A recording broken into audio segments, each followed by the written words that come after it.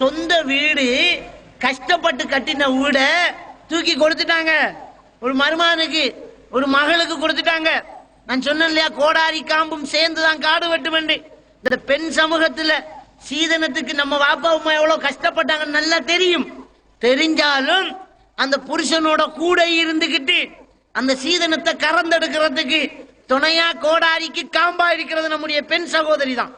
எப்படி 1989ஆம் ஆண்டு 4821 வரதட்சணை காரணமாக புருஷன் மாமியார் சேர்ந்து செஞ்ச கொலைகள் பதிவாயிருக்குது. 1985 பதிவான வரதட்சணை படுகொலைகள் 43 இருந்தது.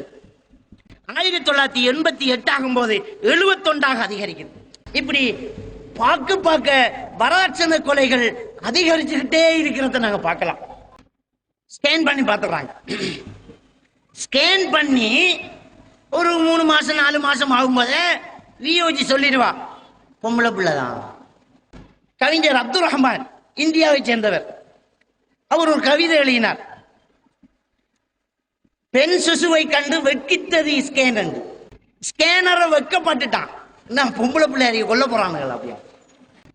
ஒவ்வொரு நாளும் ஐக்கிய நாட்டினுடைய ரிப்போர்ட்.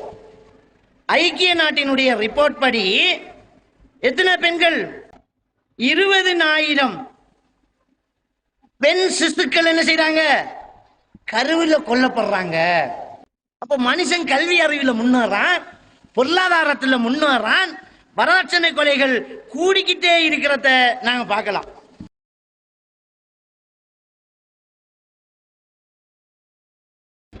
அல்ஹம்துலில்லாஹ் நஹ்மதுஹு வ நஸ்தஈனுஹு வ நஸ்தக்ஃபிருஹு வ நஊது பில்லாஹி மின் ஷுரூரி அன்ஃபுஸினா வ மின் ஸய்யிஆத்தி அமாலினா யஹ்திஹில்லாஹு ஃபலா முضில்ல லஹு வ மை யுضللஹு ஃபலா ஹாதிய லஹு வ அஷ்ஹது அன் லா இலாஹா இல்லல்லாஹு வஹ்தஹு லா ஷரீக லஹு வ அஷ்ஹது அன்ன முஹம்மதன் அப்துஹு வ ரசூலுஹு. யா அய்யுஹல்லதீன ஆமனு தக்குல்லாஹ ஹக்க துகாத்திஹி வ லா தமூதுன்ன இல்லா வ அன்தும் முஸ்லிமூன். يا أيها الناس اتقوا ربكم الذي خلقكم من نفس واحدة وخلق منها زوجها وبث منهما رجالا كثيرا ونساء واتقوا الله الذي تساءلون به والأرحام إن الله كان عليكم رقيبا. يا أيها الذين آمنوا اتقوا الله وقولوا قولا سديدا يصلح لكم أعمالكم ويغفر لكم ذنوبكم ومن يطع الله ورسوله فقد فاز فوزا عظيما. சர்வ புகழும் புகழ்ச்சியும் எல்லாம் வல்ல அல்லாஹ் சுப்ஹானஹு வ தஆலாவுக்கே, சலாமும் ஸலவாத்தும் ஸல்லல்லாஹு அலைஹி வஸல்லம் அவர்கள் மீதும், சஹாபாக்கள், தாபீன்கள், தபஅ தாபீன்கள், நல்லோர்கள் எல்லோர் மீதும் என்றென்றும் எப்போதும் உண்டாகட்டுமாக. அன்புக்குரிய இஸ்லாமிய சகோதரர்களே, சீதன கொடுமையும் சீரழியும் முஸ்லிம் சமூகமும் என்ற ஒரு தலைப்பிலே இன்றைய இந்த திறந்தவெளி மாநாட்டிலே 2ஆம் கட்ட அமர்விலே நாம் பேச இருக்கின்றோம். சீதனம் என்ற இந்த சொல்லை வரதட்சணை, கைகூலி என்றெல்லாம் நாம் சொல்கின்றோம். இந்த வார்த்தை எப்படி வந்தது, எங்கிருந்து வந்தது, இஸ்லாமிய மார்க்கத்துக்கும் இந்த வார்த்தைக்கும் ஏதாவது தொடர்பு இருக்கிறதா என்பதனை முதலிலே நாம் பார்த்தால், சீதனம் என்பதற்கு இஸ்லாத்தோடு சம்பந்தம் இருக்குமாக இருந்திருந்தால் நிச்சயமாக சீதனம் என்ற வார்த்தைக்கு ஒரு அரபு சொல் நமக்கெல்லாம் தெரிந்திருக்கும், உலமாக்களுக்கு தெரிஞ்சிருக்கும்.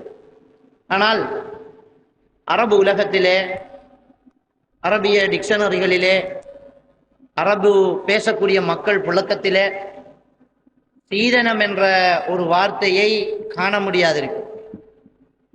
சில வேளைகளிலே அரபு நாட்டு மக்களுக்கு, அரபு பாசை பேசக்கூடிய மக்களுக்கு சீதனம் என்ற ஒரு கொடுக்கல் வாங்கலை விளங்கப்படுத்துவதாக இருந்தால், சொல்வதாக இருந்தால், அதற்கு அறிஞர்கள் பயன்படுத்தக்கூடிய ஒரு வார்த்தை அக்சுல் மஹர். மகருக்கு எதிரான கொடுப்பனவு என்ற ஒரு வார்த்தையை பயன்படுத்துகின்றார்கள். சீதனத்துக்கு பயன்படுத்தக்கூடிய ஒரு வார்த்தை அக்சுல் மஹர், மகருக்கு எதிரான ஒரு கொடுப்பனவு என்றுதான் பாவிக்கின்றார்கள். அல்லது ரஷ்வத்துன் நிக்காஹ், திருமண இலஞ்சம் என்ற ஒரு வார்த்தை இந்த சீதனத்துக்கு அரபு உலகத்திலே பயன்படுத்தப்படுவதை நாங்கள் பார்க்கலாம். அப்ப சீதனம் என்ற இந்த வார்த்தைக்கு அரபுல ஒரு சொல்லு இல்லாதனால ரஷ்வத்து நிக்காஹ், திருமண லஞ்சம், அக்சுல் மகர், மகருக்கு எதிரான ஒரு கொடுப்பனவு என்ற வார்த்தையெல்லாம் பயன்படுத்தப்படுது. மகருங்கிறது திருமணத்தின் போது ஒரு மணப்பெண்ணுக்கு மணமகன் கொடுப்பது மகர். அப்படியே அதை புரட்டி போட்டால் அதுக்கு எதிரான ஒரு கொடுப்பனவை வச்சுட்டோம்னு சொன்னா திருமணத்தின் போது மகனுக்கு மகள் கொடுக்கக்கூடிய ஒரு தொகை அப்படிங்கிறதுனால அது அக்சுல் மகர் அப்படிங்கிறாங்க. திருமண லஞ்சம் என்ன நம்ம சொல்லுவாங்க, கரும்பு தின்ன கைக்கூலி வேணுமான்னு. கல்யாணம் பண்ணி திருமண வாழ்க்கையில ஈடுபடுறதுக்கு ஒரு மாப்பிள்ளை தயாராகி அவர் ஒரு பெண்ணை பேசிக்கிட்டு இருக்கும்போது, எங்க பொண்ணை நீங்க கல்யாணம் பண்ணுங்க, உங்களுக்கு ஒரு லஞ்சம் தாரோம் என்கிற மாதிரி இருக்குது இந்த அமைப்பு. அதனால அரபியில ரஷ்வத்து நிக்காஹ், திருமண லஞ்சம் அப்படிங்கிற ஒரு வார்த்தை பயன்படுத்தப்படுறத நாங்க பார்க்கலாம். திருமண லஞ்சம் ஒரு இன்னொரு திருமண பேச்சுவார்த்தைக்கு எதிரான ஒரு பேச்சுவார்த்தை அங்க இருக்கிறத நாங்க கவனிக்கக்கூடியதா இருக்குது. இன்னும் நாங்க பார்த்தோம்னு சொன்னால், நபிகள் நாயகம் ஸல்லல்லாஹு அலைஹி வஸல்லம் அவங்க சொல்லி காட்டுறாங்க, துன்கஹுல் மர்ஆ லி அர்பஇன், ஒரு பெண் 4 விஷயங்களுக்காக திருமணம் முடிக்கப்படுவா. லிமாலிஹா, அவ பொருளாதாரத்துக்காக திருமணம் முடிக்கப்படுவா. ஒலி ஹசபிஹா, அவ வம்சம் உயர்ந்த வம்சம்ங்கிறதுக்காக திருமணம் முடிக்கப்படுவா. ஜமாலிஹா, அவ அழகா இருக்கிறாங்கிறதுனால திருமணம் முடிக்கப்படுவா. ஒலி தீனிஹா, அவகிட்ட மார்க்கம் இருக்கு அப்படிங்கிறதுக்காக திருமணம் முடிக்கப்படுவா. அப்ப இந்த 4 விஷயத்துக்காக ஒரு பெண்ணு திருமணம் முடிக்கப்படுற பழக்கம் இருக்குது. அதனால அனுமதின்னு சொல்லல, இந்த வழக்கம் உலகத்துல இருக்குது. ரசூலுல்லாஹி ஸல்லல்லாஹு அலைஹி வஸல்லம் என்ன சொல்றாங்க, ஃபல்ஃபர் பிதாத்தித்தீன், மார்க்கம் உள்ள ஒரு பெண்ணை திருமணம் முடித்து வெற்றி அடைந்து கொள், தரிபதியதாக், இல்லைன்னா உன்னுடைய கை நாசமாயிரும் அப்படின்னு பெருமானா ஸல்லல்லாஹு அலைஹி வஸல்லம் அவர்கள் சொல்லக்கூடிய ஹதீஸ் புகாரியில முஸ்லிமில பதிவாக இருக்கிறத நாங்க பார்க்கலாம். ஒரு பெண்ணை திருமணம் முடிக்கும் போது பண நோக்கமாக இருக்கக்கூடாது, அவளுடைய பொருளாதாரத்துக்காக கண்ணு பண்ணக்கூடாது, அவகிட்ட மார்க்கம் இருக்கிறதா அதைத்தான் ஒரு மாப்பிள்ளை பார்க்க வேண்டும் அப்படிங்கிறத நபிகள் நாயகம் ஸல்லல்லாஹு அலைஹி வஸல்லம் அவங்க சொல்லி காட்டுறாங்க. அப்ப இந்த திருமண லஞ்சத்தால, இந்த சீதன கொடுமையால சமூகத்தில் ஏற்படக்கூடிய பிரச்சனைகளை நாங்க பார்க்கிறதாக இருந்தால், எது சீதனம் அப்படிங்கறதை நம்ம தெளிவா வழங்கி கொள்ளணும். இந்த சீதனம் என்கிறது எப்படி வந்துச்சு அப்படிங்கறதை நாங்க பார்த்தோம்னு சொன்னால், அல்லாஹ் சுப்ஹானஹு வ தஆலா அல் குர்ஆன்ல சொல்லி காட்டுறான், வஆத்துன் நிஸா ஸதகாத்திஹின்ன நிஹ்லா. அல்லாஹ் தஆலா என்ன சொல்றான் தெரியுமா, நீங்க திருமணம் முடிக்கும் போது பெண்களுக்கு உங்களுடைய மகர் தொகையை மனமு கொடுத்துடுங்கிறான். அல்லாஹ் கொடுக்க சொல்றது ஆம்பளை கிட்டதான். கல்யாணம் என்று வந்துட்டேன்னு சொன்னால், ஆத்துன் நிஸா ஸதகாத்திஹின்ன நிஹ்லா, பெண்களுக்கு மகர் தொகையை மனமுவர்ந்து கொடுத்துடுங்க. சூரத்து நிசாவுல அல்லாஹ் தஆலா சொல்லி காட்டுறான். அப்ப மகர் தொகையை நீங்க மனமுவர்ந்து கொடுங்க அப்படின்னு சொன்னா எப்படி எடுக்க முடியும்? அப்ப இந்த இது வந்ததுனால, சீதனம் வந்ததுனால, மகருங்கிற ஒரு பேச்சை தவிர மற்ற எல்லா பேச்சுக்களுமே நடக்கிறத பார்க்கறோம் கல்யாணத்துல. கல்யாணத்துல மகர் மட்டும் பேசப்படாது. அந்த கல்யாண வீட்டுல சமைக்கிற சாப்பாட்டுக்கும் சமைக்கிற சமயக்காரனுக்கும் விலையை தீர்மானிச்சுக்கோ. நம்ம சாப்பாட்டு சமைக்கிறீங்க, இத்தனை கிலோ அரிசி ஆக்கணும், உங்களோட கூலி எவ்வளவு தெரிஞ்சு வச்சுக்கிறோம். கூலி எவ்வளவு தெரிஞ்சுக்கிறோம். ஆனா ரிஜிஸ்டர் நடக்கிற இடத்துல போய் உட்கார்ந்துக்கிட்டு மகர் எவ்வளவு அப்பதான் தீர்மானிக்கிறோம். மகரை எப்ப தீர்மானிக்கிறோம்? அப்பதான் தீர்மானிக்கிறோம். ரிஜிஸ்டர் இடத்துல, காவி நடக்கிற இடத்துல. அப்ப பொக்கெட்டுக்கு தேடி பார்ப்பாங்க.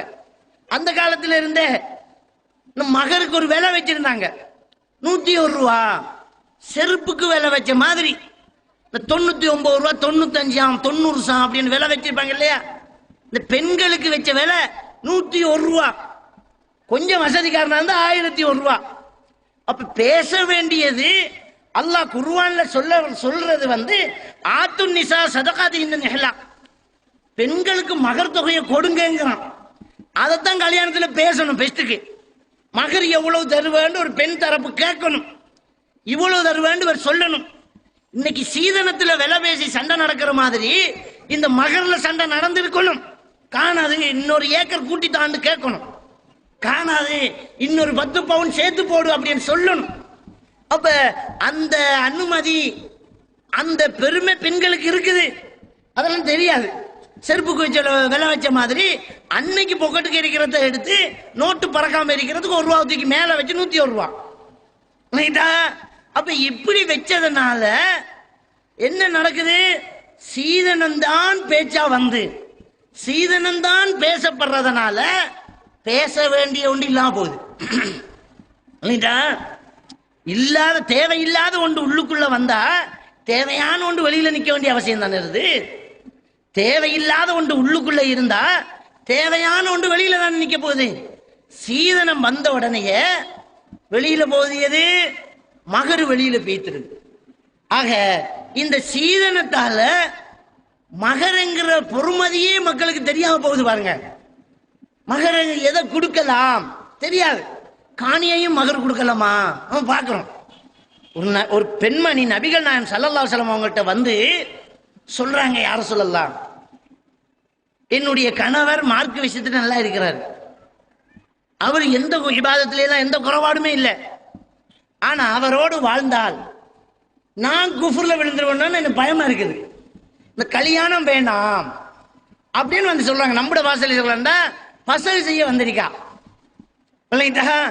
அப்ப இந்த கல்யாணம் வேணாம், இந்த குழு, அப்ப இந்த கல்யாணம் வேணான்னு அந்த பெண்மணி சொல்லும் போது பெருமானா ஸல்லல்லாஹு அலைஹி வஸல்லம் என்ன சொல்றாங்க? தந்த மகர்த்துவத்தை திருப்பி கொடுப்பீங்களான்னு கேட்கிறாங்க. பொம்பளையா முன்னுக்கு கல்யாணம் வேணாம்னு சொன்னா மகரை திருப்பி கொடுத்துடணும். என்ன மகரு? ஈச்சந்தோட்டத்தை மகரா வாங்கியிருந்திய திருப்பி கொடுத்துறியான்னு கேட்கிறாங்க. கொடுக்குறாங்கன்றான் அந்த பொம்பளை. இல்லைங்கடா, அப்ப என்ன மகரா கொடுக்கப்பட்டிருக்குது? ஈச்சன் தோட்டம் மகரா கொடுக்கப்பட்டிருக்கு. அப்ப பேரீச்ச மர தோட்டத்தை கொடுத்து அப்ப கல்யாணம் பண்ணிக்கிறாங்க. நம்ம ஒரு 101 ரூபாவில் நின்றுக்கிறோம். ஏன் இது? அதை அதிகபட்சமா வாங்கிட்டு இருக்கும் போது கொடுக்கிற வேலை இருக்குமா? நாம அவங்கிட்ட வேண்டுறோம், அவங்கக்கிட்ட நாம வாங்கி அவங்களுக்கு ஒரு சாப்பாடு வாங்கி கொடுக்கணுமா? தேவைப்படுமா? அவங்களுக்கு காசு பொறுமதியா இருக்குமா? அதான் எல்லாம் வரியை எடுத்துட்டியே, அதுக்கு பிறகு ஒரு செயின் என்னத்துக்கு? அது தேவையா இல்லை. அதனால அதை எவ்வளவுன்னு கேட்கறது இல்லை. அவங்க இவங்களும் கடமைக்காக வேண்டி ஒரு 101 ரூபா கொடுத்துட்டு போறது. அப்ப இந்த சீதனம் என்கிற ஒன்று என்ன செய்யுது? மகர் என்கிற ஒரு கடமைய நம்ம மனசுல இருந்து அகற்றுது.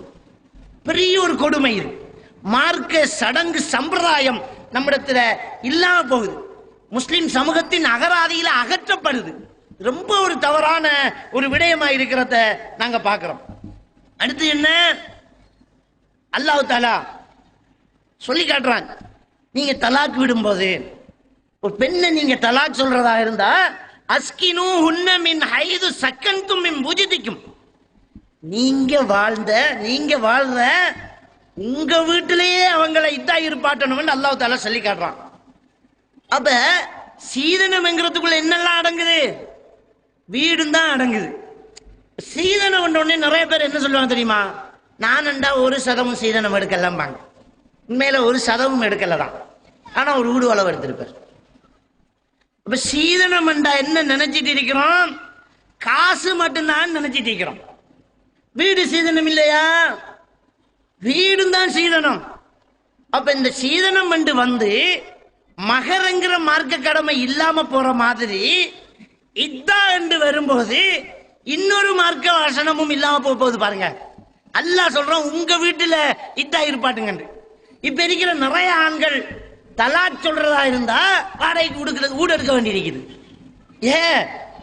அவர் இடத்துல தலாக்கு சொல்லணும். பொண்டாட்டிர வீட்டுல இருந்து தலாக் சொல்லலாமா? வீடு இருக்கிறாள் தான் தலாக் சொல்லணும்னா பொண்டாட்டி தலாக் சொல்லணும், நீ தான் இருக்கணும். யாரு வீடு? பொண்டாட்டின வீடு. அப்ப தலாக் சொல்ற வேண்டியது பொம்பளை தான், நீ தான் இதான் இருந்திருக்கணும். இஸ்லாமிய சட்டப்படி இந்த குர்ஆன் வசனத்துக்கே வேலை இல்லாம பண்றோம் நம்ம இந்த சீதனத்தால. அப்ப சீதனம் என்கிற ஒன்றுக்குள்ள என்னெல்லாம் அடங்கும்? சீதனம் என்கிறது ஒன்று ஒரு ஆண் மகனை விலை பேசக்கூடிய ஒன்றா இருக்குது. ஒரு ஆணை வச்சு நிறுத்து கொடுக்கறாங்க, சொத்துக்களை கொடுக்கறாங்க, ஃப்ரிட்ஜை கொடுக்கறாங்க, வீட்டுக்கு தேவையான தளவாடங்களை கொடுக்கறாங்க, வீட்டை கொடுக்கறாங்க, டிவியை கொடுக்கறாங்க, காரை கொடுக்கறாங்க. எல்லாம் காணாதான் கடைசியா ஒரு வீடுந்தான்னு கேட்கலாம். அப்போ அவன் கதிக்கிறான்ல பாருங்க. எல்லாம் பேசிக்கிட்டே இருக்கிறத நாங்க பார்க்கலாம். அப்ப இந்த சீதனத்துல எல்லாம் தான் வரப்போகுது. நம்ம காசு மட்டும் நினைச்சுக்கிற இருக்க வேணாம். சீதனம் என்கிறதுல எல்லாம் தான் வரும். காசு மட்டும் கிடையாது, காரும் தான் வரும். நம்ம வாங்கி கை நிறுத்தி வாங்கி எடுக்கிற நோட்டும் தான் வரும். காசும் தான் சீதனம், அதுவும் சீதனம் தான், காரும் சீதனம் தான். சிலர் வீடு சீதனம். சிலர் என்ன செய்வாங்க தெரியுமா? கொழும்புல ஒரு வீடு வேண்டிட்டான், இங்க ஒரு வீடு பத்தாது, கொஞ்சம் பெரிய படிப்பு படிச்சிருந்தா, கொஞ்சம் கூட படிச்சிருந்தா கொழும்புலயும் ஒரு வீடு. இங்க காணாது. கொழும்புல ஒரு வீடு, மெயின்ல ஒரு கடரும். தங்கத்தை கேட்டு, காசை கேட்டு, காரை கேட்டு, ஊட்ட கேட்டு எல்லாம் செஞ்சு முடிஞ்சது பின்னால கொஞ்சம் வசதி இருக்கு பாக்குற மாமனார் சொத்தை இன்கம் டேக்ஸ் ஆபீசரை விட தெரிஞ்சு வச்சுப்பான் மருமகன். அப்ப காணியையும் கேட்டு, கடரூமையும் கேட்டு, நகையையும் கேட்டு ஆள் அப்படியே ஆண்டி ஆக்கிட்டு, ஒரு அரசனும் ஆண்டி ஆவான்னு சொல்லுவாங்க. அவ்வளவு சொத்துக்களையும் சுருட்டி எடுக்கிறான். அப்ப எல்லாமே சீதனம். இந்த சீதனம் பரிணாம வளர்ச்சி அடைந்திருக்கு. ஆரம்ப காலத்துல காசை மட்டும் சீதனமா கேட்டவன் இன்னைக்கு பரிணாம வளர்ச்சி கண்டிக்கிறான். அதுல என்ன சீதனம்? சாப்பாட்டுல ஒரு சாப்பாட்டு செலவை பெண் தரப்பு எடுக்கணுமா? இவர் ஒலிமா கொடுப்பாராம், அவர் ஒலிமா கொடுப்பாராம், அரவாசி செலவு பொன் தரப்பு. இவர் விட்டு சாப்பாடு செலவு. மாப்பிள்ளையோட தங்கச்சியில கல்யாண செலவு ஒன்று கொடுக்கணும். மாப்பிள்ளை கொடுத்து முடிச்சு மாப்பிள்ளையோட தங்கச்சிக்கு ஒரு கல்யாணம் பெறுது, அதுக்கு ஊட்ட கொஞ்சம் இணைக்கி கொடுங்க, ஊட்ட கொஞ்சம் இணைக்கி கொடுங்க. அப்ப சீதனம் பரிணாம வளர்ச்சி அடையுது பாருங்க. அடுத்தது என்ன? 6 மாசத்துக்கு சாப்பாடு. அந்த காலத்துல கல்யாணம் பண்ணிஞ்சா 6 மாசம் சாப்பாடு உட்கார்ந்து சாப்பிட்டு தொழிலுக்கு போறது இல்லை, 6 மாசம் சாப்பிடுவார். தலப்பிரசவம் யாரு? தலப்பிரசவத்துக்குரிய செலவு அது சீசர் என்றாலும் பரவாயில்ல, நோமல் என்றாலும் பரவாயில்ல, அந்த தலைப்புள்ள வகுத்துல இருக்கும் போது திங்கிற தின்பண்டங்கள் சாப்பாடு செலவு எல்லாமே ஆற பொறுப்பு, மாமன் ஆற பொறுப்பு.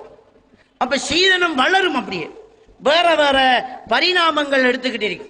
அப்ப இந்த சீதனத்தால தான் இன்னைக்கு சமூகத்துல சிசு கொலைகள் நடந்துகிட்டு இருக்கிறத நாங்க பார்க்கிறோம். கருத்தடை மாத்திரையை போடுறதும், கருக்கலைப்பு ஏற்படுறதும் இந்த சீதனத்தால கரு கொலைகள், சிசு கொலைகள் நடந்துகிட்டு இருக்குது. அப்ப இன்னைக்கு நவீன காலத்துல என்ன நடக்கிறாங்க? என்ன செய்யறாங்கன்னு சொன்னா ஸ்கேன் பண்ணி பாத்துறாங்க. ஸ்கேன் பண்ணி ஒரு 3 மாசம் 4 மாசம் ஆகும்போது வியோஜி சொல்லிடுவா, பொம்பளை பிள்ளைதான், பொம்பளை பிள்ளைதான் அப்படின்னு சொல்லுவா. கவிஞர் அப்துல் ரஹ்மான் இந்தியாவை சேர்ந்தவர், அவர் ஒரு கவிதை எழுதினார். பெண் சிசுவை கண்டு வெட்கித்தது ஸ்கேன் என்று. பெண் சிசுவை கண்டு வெட்கித்தது ஸ்கேன். ஸ்கேனரை வெட்கப்பட்டுட்டான். நான் பொம்பளை பிள்ளைய கொல்ல போறானுங்களா அப்படியா? அப்ப பெண் சிசுன்னு தெரிஞ்சாலேயே என்ன மாலும் செய்யணும்னாதான்னு கேட்கிறாங்க. நடக்குது. இது சம்பந்தப்பட்ட தகவல்களை நெட்ல நாங்க போய் பார்த்தோம்னு சொன்னால், இந்தியாவில் ஒவ்வொரு நாளும்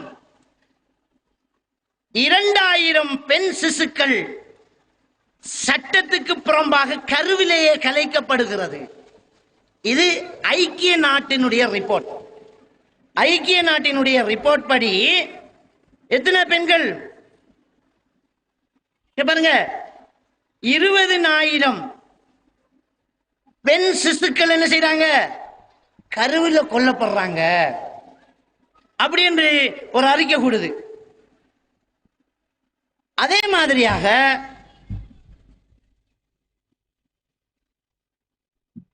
பாருங்க, பெண் சிசு கொலையினை தடுக்க அரசு மேற்கொண்ட முயற்சிகள் ஒரு இணையதளத்தில் போட்டீங்க. பெண் சிசு கொலையை தடுக்கிறதுக்கு அரசு என்னென்ன முயற்சிகளை மேற்கொண்டிருக்குது அப்படி என்று பார்த்தா போட்டிருக்குது. பாருங்க, வரதட்சணைக்கு எதிரான சட்டத்தை கொண்டு வரணும். 1961ஆம் ஆண்டு கொண்ட அந்த சட்டம் இது. எப்படி வரதட்சணைக்கு எதிரான சட்டத்தை கொண்டு வரணும். அடுத்தது, ஸ்கேன் பண்றத அனுமதி கொடுக்க கூடாது. கருவிலேயே பாலினம் அறியும் செயலுக்கு எதிரான சட்டத்தை கொண்டு வரணும் அப்படின்னு சொல்லி இந்தியாவில் சட்டம் கொண்டு வர அளவுக்கு சிசு கொலை நடந்துகிட்டு இருக்குது. இந்தியாவில் சிசு கொலை அவ்வளவுக்கு நடந்துகிட்டு இருக்குது. ஒரு நாளைக்கு 2000 பேர் கொல்லப்படுறாங்க அப்படின்னு சொன்னால் பெரிய நாடு இந்தியா. நம்ம நாடு மாதிரி இல்லை. நம்ம நாட்டை பொறுத்த வரைக்கும் 2011ஆம் ஆண்டிய கணக்கெடுப்பு இலங்கையில 2011ஆம் ஆண்டு 206 சிசுக்களை பதிவுக்கு வந்திருக்குது. இந்த கிராமப்புறங்களை எல்லாம் பதிவுக்கு வராது. ஒபிஷியலாக கவர்மெண்ட் ஹாஸ்பிட்டல்ல பதியப்பட்டதான் இது. 2011 206 சிசுக்களை. சென்ற வருஷம் 2012 ஜனவரி மாசம் மட்டும் 26 சிசுக்களை. 26. அப்ப பெண்ணென்று கண்ட உடனேயே இவ்வளவுக்கு கொடூரமா நம்ம சின்ன நாட்டுல, இவ்வளவு சின்ன நாட்டுல இன்னைக்கு பெண்களை இப்படி கொல்றாங்க. 26 பேரு ஜனவரி மாசம் மட்டும் போயிருக்கு 2012 சொன்னால் சிசு கொலை கணக்கெடுப்புக்கு வந்தது இது. அப்ப எந்த அளவுக்கு பெண்கள் சமூகத்தில் பாரமாகறாங்க. என்ன காரணம்? என்ன காரணத்துக்காக இந்த கொலை நடக்குது சிந்திச்சு பாருங்க. திருமணம் முடிச்சு கொடுக்க முடியுமா, கட்டி கொடுக்க முடியுமா அப்படி என்று யோசிக்கிறாங்க. இல்லைங்களா? அப்ப இந்த சீதனம் என்கிறது ரொம்ப பெரிய ஒரு சிரமமா இருக்குது. இதுல இந்த சீதனத்துக்குள்ள வீடு கொடுக்கிறது இருக்குது இல்லையா? இந்த வீடு கொடுக்கிறது இலங்கையில ஒரு பகுதியிலையும் வடகிழக்கு மாகாணங்களுக்கு இதுலையும் இந்தியாவில் ஒரு பகுதியிலையும் தான் வீடு கொடுக்கிற கலாச்சாரம் இருக்குது. இந்தியாவில் பெரும்பான்மையான இடங்கள்ல வீடு கொடுக்கிறது இல்ல. நகை போடணும், அவ மாப்பிள்ளை விட்டு தான் போவா. மாமியார் கொடுமை தாங்க. எப்ப பார்த்தாலும் மாமியார் கொடுமைன்னு பேசுவாங்க. எதுக்கு மாமியார் கொடுமை? ஒரே சுட்டி காட்டுற, நீ என்ன எத்தனை பவுனை கொண்டு வந்த, என்ன நகையை கொண்டு வந்த அப்படின்னு சொல்லி பார்க்கறது நான் பார்க்கிறேன். அப்ப இந்த சிசு கொலை என்பது வீடு சீதனமா கொடுக்கறத மட்டும் இல்ல, நகை கொடுக்கறதுக்கே நடக்குது. அப்ப வீடு கொடுக்கிற இடம் எவ்வளவு பெருசா இருக்குன்னு சிந்திச்சு பாருங்க. அப்ப இந்த சிசு கொலைகள் கூடுதலாக நடந்துகிட்டு இருக்கிறத நாங்க காணலாம். அடுத்தது பாருங்க, இது இன்டர்நெட்ல உள்ள அப்படியே போட்டோ எடுத்து போட்டிக்கிறேன். வியாபாரமாக நடக்கும் திருமணங்களில் வரதட்சணை கொலைகள் அப்படின்ற ஒரு புள்ளி விவரத்தை போட்டிக்கிறாங்க. இந்தியாவில் உள்ள ஒரு புள்ளி விவரத்தை போட்டிருக்கிறாங்க பாருங்க. இந்தியாவில் ஆண்டுக்கு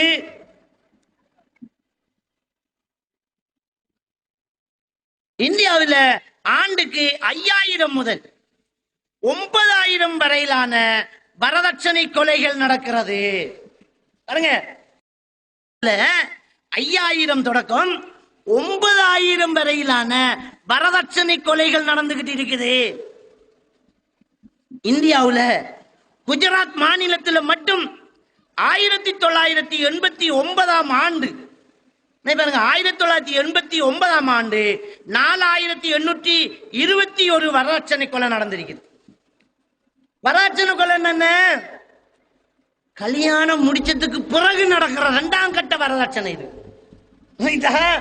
பேசிக்குவாங்க கல்யாணத்துல. இந்தியாவில் மதச்சார்பு அற்ற செய்தி இது. முஸ்லிம்களை மட்டும் சொல்லல இந்த கணக்கெடுப்பு, மதச்சார்பற்ற செய்திகளை நான் சொல்றேன். அப்ப இந்த வரதட்சணைங்கிறது கடனுக்கு கல்யாணம் பண்றது.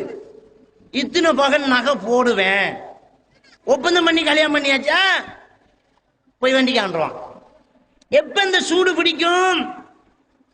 பொண்டாட்டி கர்ப்பிணி ஆனவனுக்கு பயம் வந்துடும். பிறக்கிறது பொம்பளை பிள்ளையானா என்ன செய்யறது? கழுத்துல கத்தி வச்ச மாதிரி அவனுக்கு பயம் வந்துடும். அப்ப பொண்டாட்டியை பிடிச்சி அனுப்பி விட்டுருவான். போய் நகையை வேண்டிக்கா, இத்தனை பவுனை வேண்டிக்குவா அப்படியம்மா.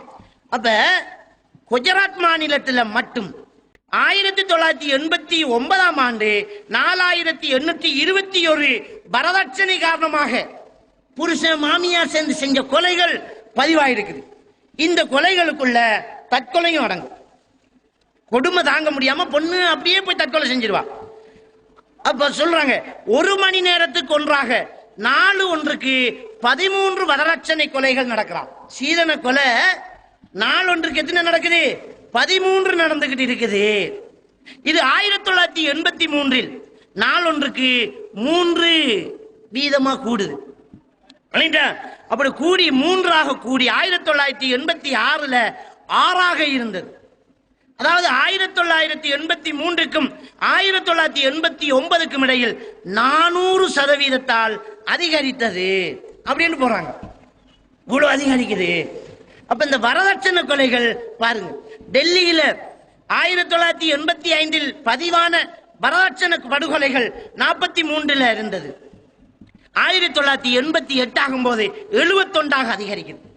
அப்ப மனுஷன் கல்வி அறிவில் முன்னேறான், பொருளாதாரத்தில் முன்னேறான், வரதட்சணை கொலைகள் கூடிக்கிட்டே இருக்கிறத நாங்க பார்க்கலாம். இப்படி பார்க்க வரதட்சணை கொலைகள் அதிகரிச்சுக்கிட்டே இருக்கிறத நாங்க பார்க்கலாம். மதங்களை தாண்டி இந்தியா சட்டமே 61ஆம் ஆண்டு சீதனத்தை நிப்பாட்டணும் என்று சீதனத்துக்கு எதிரான சட்டத்தை கொண்டு வந்த உடனே ரகசியமாக வரதட்சணை நடந்துகிட்டு இருந்துச்சு. இது மாதிரியாக மக்கள் குரல், மக்கள் செய்திகள் அப்படிங்கிற நியூஸ்ல வரதட்சணை சம்பந்தமாக நடந்த ஒரு கொலையை பாருங்க, எந்த அளவுக்கு போயிருக்கு பாருங்க. வரதட்சணை என்கிறது பொண்டாட்டிய கொலை செய்யற அளவுக்கு, காசை கேட்டுட்டு வா அப்படின்னு கொளுத்துற அளவுக்கு இந்த வரதட்சணை கொடுமையா இருக்குது. இதை பத்தி பேசக்கூடாதா? இவ்வளவு கொடூரமான ஒரு சம்பவம் நடந்துட்டு பாருங்க. அப்போ இவ்வளவு பெரிய ஒரு அநீதிய ஒரு மார்க்க சடங்குக்குள்ள கொண்டு வந்து சேர்க்கலாமா? இதுக்கு போய் அல்பாத்தியா ஓதலாமா? இந்த சீதனை வீட்டுல இருந்துகிட்டு ஒருத்தர் மிம்பர்ல சும்மா ஓதுவாரா? சிந்திச்சு பாருங்க.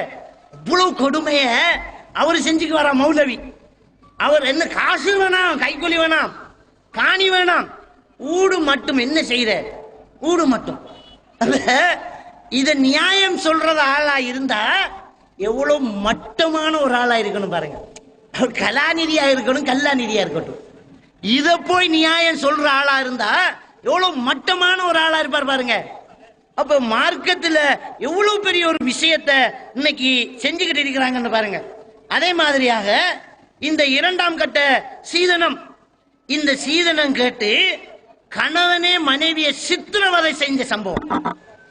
கணவனே மனைவிய சித்திரவதை செய்யறான். சித்திரவதை செஞ்சு போய் வீட்டுல வேண்டிக்குவாங்க. அவன் என்ன செய்வா? வீட்டுக்கு போவா. வீட்டுக்கு போனா அம்மா அப்பாவுடைய நிலைமை தெரியுமே, தெரிஞ்சா அங்க என்ன செய்ய முடியாது, திரும்பி வருவா. அவன் புருஷனையும் விட்டுக்க இயலாது, பாப்பா கிட்டையும் போயிருக்க இயலாது, இதை விட்டா இன்னொரு கல்யாணம் பண்றா, இதை விட கூட சீதனம் தேவை. அப்ப இது பொட்டு வச்ச உடனே தமிழ்ல நினைச்சிடாதீங்க. பொட்டு வைக்கிற கலாச்சாரம் இந்தியாவில் சில மாநிலங்கள்ல உண்டு முஸ்லிம்கள்ட்ட. அப்ப அடிச்சு துன்புறுத்தி ஒரு பெண்ணை போட்டு சித்திரவதை செய்யக்கூடிய சம்பவங்கள் இன்னைக்கு நடந்துகிட்டு இருக்குது. அதுவும் படிச்சவங்க, படிச்ச அதிகாரிகள் இப்படி செஞ்சுக்கிட்டு இருக்கிறத நாங்க பார்க்கலாம். அப்ப அவ்வளவு பெரிய கொடுமையால இன்னைக்கு நாடு திகைச்சுக்கிட்டு இருக்குது. சீதனம் சாதாரணமான விஷயமா?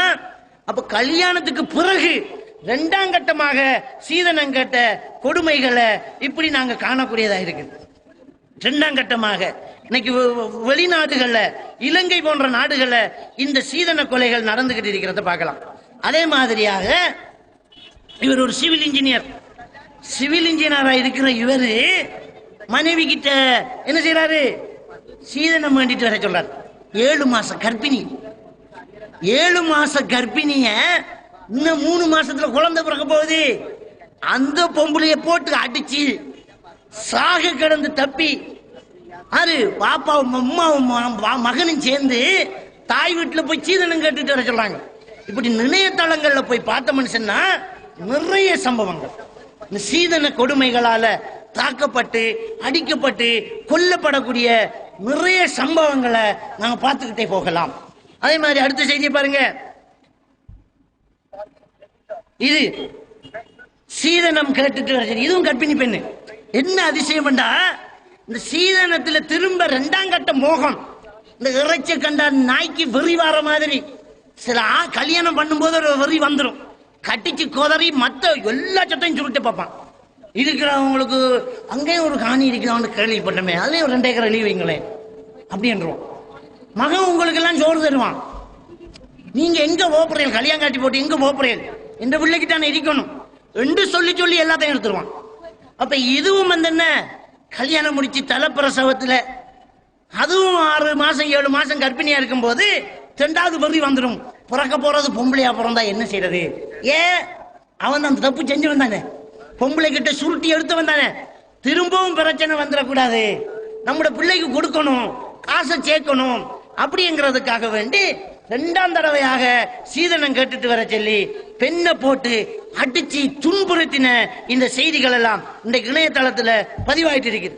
இது ஒரு செய்தி, சும்மா சைம்பிளுக்கு 1-2 போட்டு காட்டுறேன். இப்படி பாருங்க. இந்த செய்தியை பார்த்தால் இதுவும் கர்ப்பிணியா இருக்கக்கூடிய நிலைமையில, கர்ப்பிணியா இருக்கும் போது 2ஆம் தரம் கேட்க பார்க்கலாம் பாருங்க. இதுவும் கர்ப்பிணியா இருக்கும் போது 2ஆம் தரமாக சீதனம் கேட்டுட்டு வர சொல்லி துன்புறுத்தின சம்பவங்கள் இதெல்லாம் இன்றைக்கு போட்டு நெட்ல கிளிகள் என கிழிச்சுக்கிட்டு இருக்கிறான், போட்டு கிழிக்கிறான்.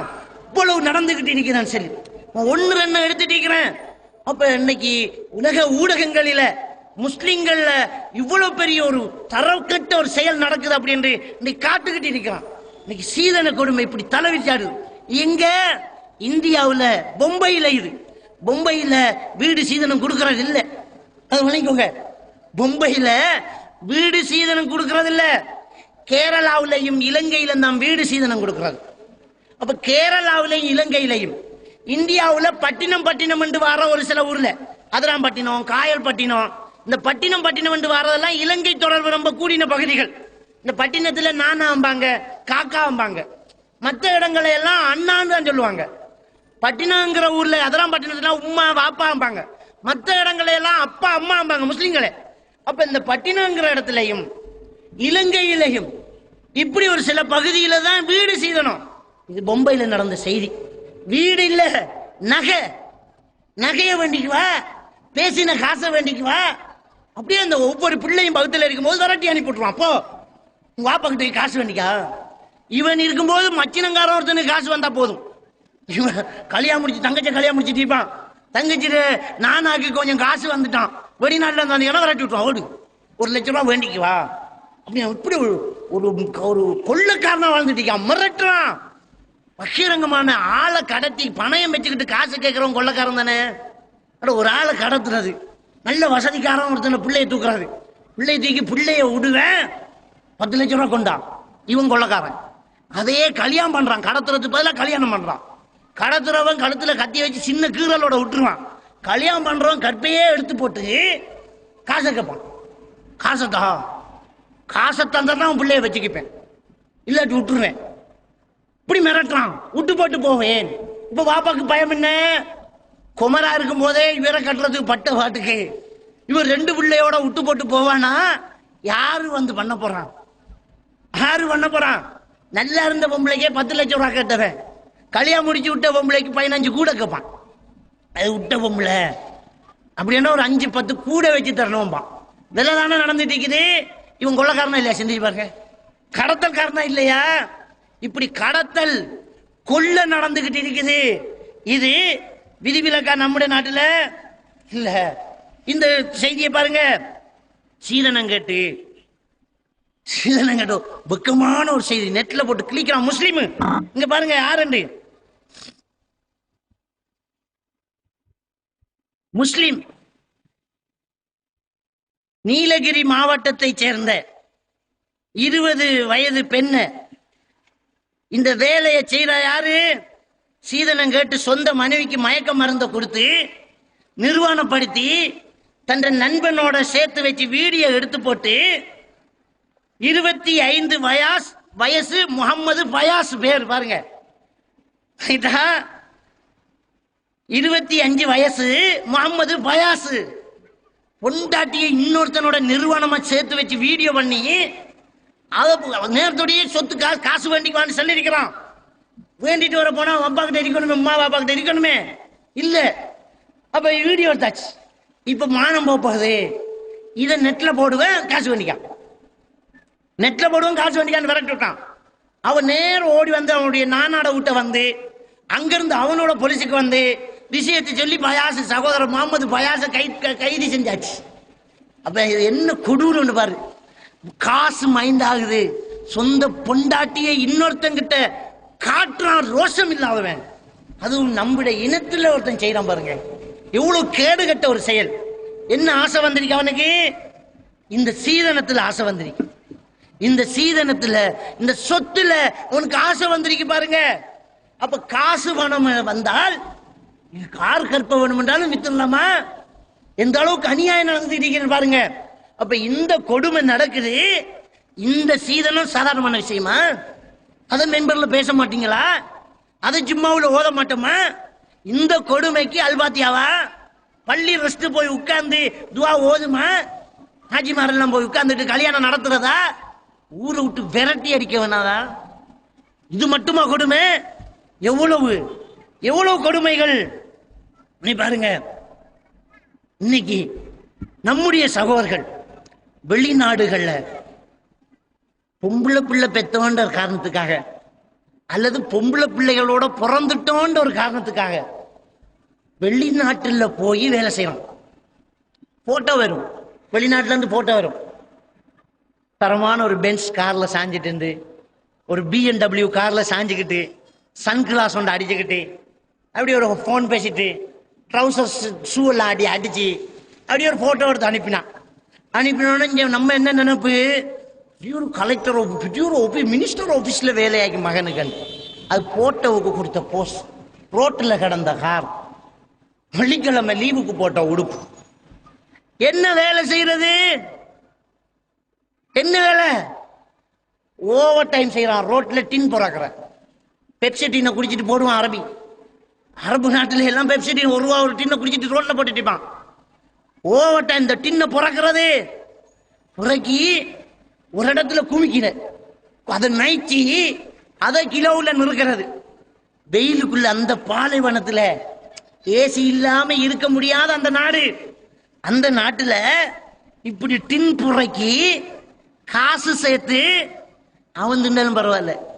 இந்த வெளிநாட்டுல இருக்கானே அரபிக்காரன் அப்படியே ஆட்டை முழுசா வச்சு திம்பான்.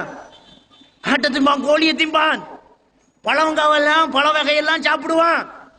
எல்லாம் பார்த்துட்டு ஒரு ரொட்டியை மட்டும் தின்னு ஹுபுஸ் ஒரு ரியாலுக்கு ஒரு ரொட்டியை வேண்டி தின்னுட்டு அவன் திங்கிற ஆட்டுல எச்ச மிச்சத்தை புறக்கி திங்கிறது. காசுக்கு வேண்டி திங்க முடியாது. எச்சில திண்டு வாயை கட்டி வகுத்த கட்டி அங்கிருந்து வாப்பா மாறும், நானா மாறும், தம்பி மாறும் உழைச்சி காசு அனுப்புறான். காசு அனுப்பினா இங்க ஒரு ராசா அப்படியே ஒரே ஏப்பத்தில் விட்டுருவான் பாரு. ஒரே ஏப்பம். என்ன தகுதி? சீதனம் வாங்குறதுக்கு நிறைய தகுதி இருக்குது.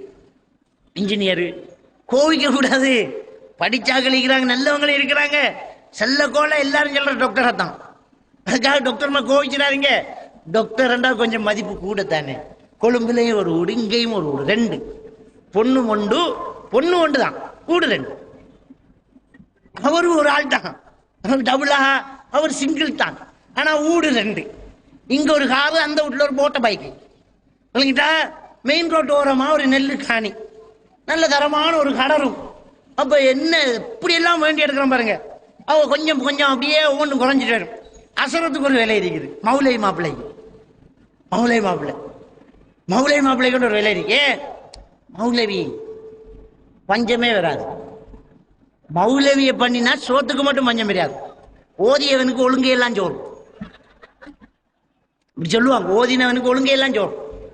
எவன் வீட்டுல மையத்து விழுந்தாலும் ஆஜியாருக்கு 3வது அண்டைக்கு தரமான சாப்பாடு கிடைச்சு. அப்ப பொண்டாட்டி பிள்ளைகளுக்கு ஒரு பேக்கில் கொடுக்காமலாம் விட்டுருவாங்க. அப்ப செத்தவன் வாயில மண்ணு, கத்தம் ஓதினவன் வாயில சோறு. அப்ப இப்படி அசரத்துக்கு ஒரு வேலை இருக்குது. இன்னொரு வேலை ஒன்று என்ன, மாப்பிள்ளை ஒரு 5 லட்சம் ரூபா பெறும். என்ன தொழில்? வெளிநாட்டுக்கு போன ஒரு தொழிலாடா.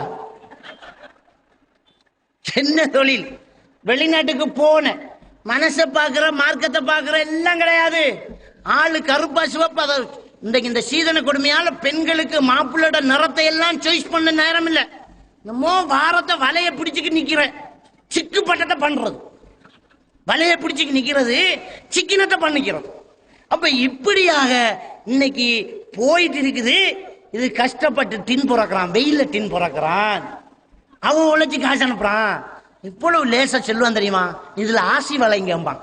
இந்த மதினிமாரு பொன் பார்க்க போற, யாரு பொன் பார்க்க போற? கல்யாணம் முடிக்கிற மாப்பிள்ளை பொன் பார்க்க போறல்ல, பொன் பார்க்க போறான்ட்டு ஒரு வடை ஒதுங்கும். யாரு? மாப்பிள்ளோட உம்மா, தாத்தா, தங்கச்சி. மாப்பிள்ளைக்கு காக்கா இருந்தா காக்கா வண்டி, தம்பி இருந்தா தம்பி வண்டி, இப்படி அவன் அங்க எல்லாம் செட் ஒன்று போகும். போய் பொன் பார்க்க பாறாங்கயாம் அப்படின்னு இந்த ஆளுக்கு அவன்டைக்கு ஒரு 15,000 ரூபாய் போய்த்து பொன் பார்க்க வந்த செலவு. அது அங்கே இங்கே வேண்டி வித்து, காதில் கிடந்த கழுத்தில் கிடந்ததை வித்து, அப்படி இப்படி என்று ஒரு மாதிரியா வாராக்களை கவனிச்சு விடுவார். பொன் பார்க்க வர போய் பொண்ணை தவிர மற்ற எல்லாம் பார்த்துட்டு வருவாங்க. பொண்ணை பார்க்கறதுல காய்ச்சிட்டு இருக்கும் போதே அண்டை சீட் அடிச்சிருக்கிறா, அட்டாச் பாத்ரூம் கட்டி வைக்கிறா. இந்த தங்கச்சிக்காரிமார், இந்த ராத்தம்மார் படுத்துற பாடு. இந்த காடு வெட்டுறதுக்கு கோடாரி காம்பு போகும் கூட, காடு வெட்டுறதுக்கு எது போகும் கூட? கோடாரி கம்பு தான் போகும். அப்ப மரம் சொல்லுமா, நம்மடால் தான் கூட்டிக்கு வாரார். மரம் சொல்லுமா, நம்மடால் தான் கூட்டிக்கு வாரார். நம்மடால் பிடியில மாட்டு படாட்டி இந்த கோடாலியால நம்மள என்ன பண்ணலாம்? பொம்புலதான் இந்த சீதன கொடுமைக்கு முக்கியமான ஒரு காரணம். அதை மறக்க இயலாது. இவதான் போய் பார்த்துருவான். பார்த்துட்டு நல்லா இருக்கிற வீட்ட இவடத்தை ஆசி வழங்கி ஒன்றுட்டு வந்துடுவாள். இல்லாட்டி கல்யாணம் கேன்சல். அட்டாச் பாத்ரூம் கட்டணும், கக்குசி கட்டணுமா உள்ளுக்கு. அப்போ உன்னை தம்பியை கொண்டு கக்குசிக்காக கல்யாணம் பண்ணி கொடுக்க போற? ஆற பார்க்க போன? நீ கக்குசி பார்க்க போனா, பொண்ணு பார்க்க போனா? அப்ப என்ன நடந்துட்டு பாருங்க. நம்ம ஊர்ல நடக்கிறத பாருங்க.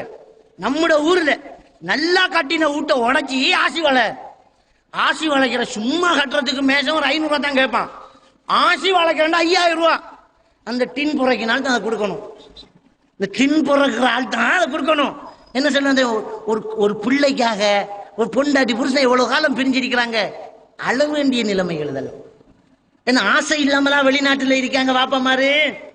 ஆசை இல்லாமலா நம்ம தாய்மார்கள் எல்லாம் வீட்டுல ஒதுங்கி இருக்கிறாங்க. உணர்ச்சிகளை அடக்கிக்கிட்டு, மஞ்சளை கரைச்சு குடிச்சுக்கிட்டு, பொம்புல பிள்ளைய பெத்துட்டோன்ற ஒரு காரணத்துக்காக எத்தனை தாய்மார்கள் உணர்ச்சிகளை அடக்கிக்கிட்டு இருக்கிறாங்க, ஆசைகளை அடக்கிக்கிட்டு இருக்கிறான். அவனுக்கு ஆசை இல்லையா? பொண்டாட்டியோட சேர்ந்து இருக்கணும்னு ஆசை இல்லையா? எதுக்கு? மகளை கரை சேர்க்கணும். இந்த பாலா போன ஊர்ல ஒரு ஊடு கட்டினா தான் குறைஞ்சபட்சம் சும்மா ஒரு மாப்பிள்ளை எடுக்கலாமா? மௌலிமார் செஞ்ச வேலை. ஊடு சீதனம் இல்லைன்னுட்டாங்களா?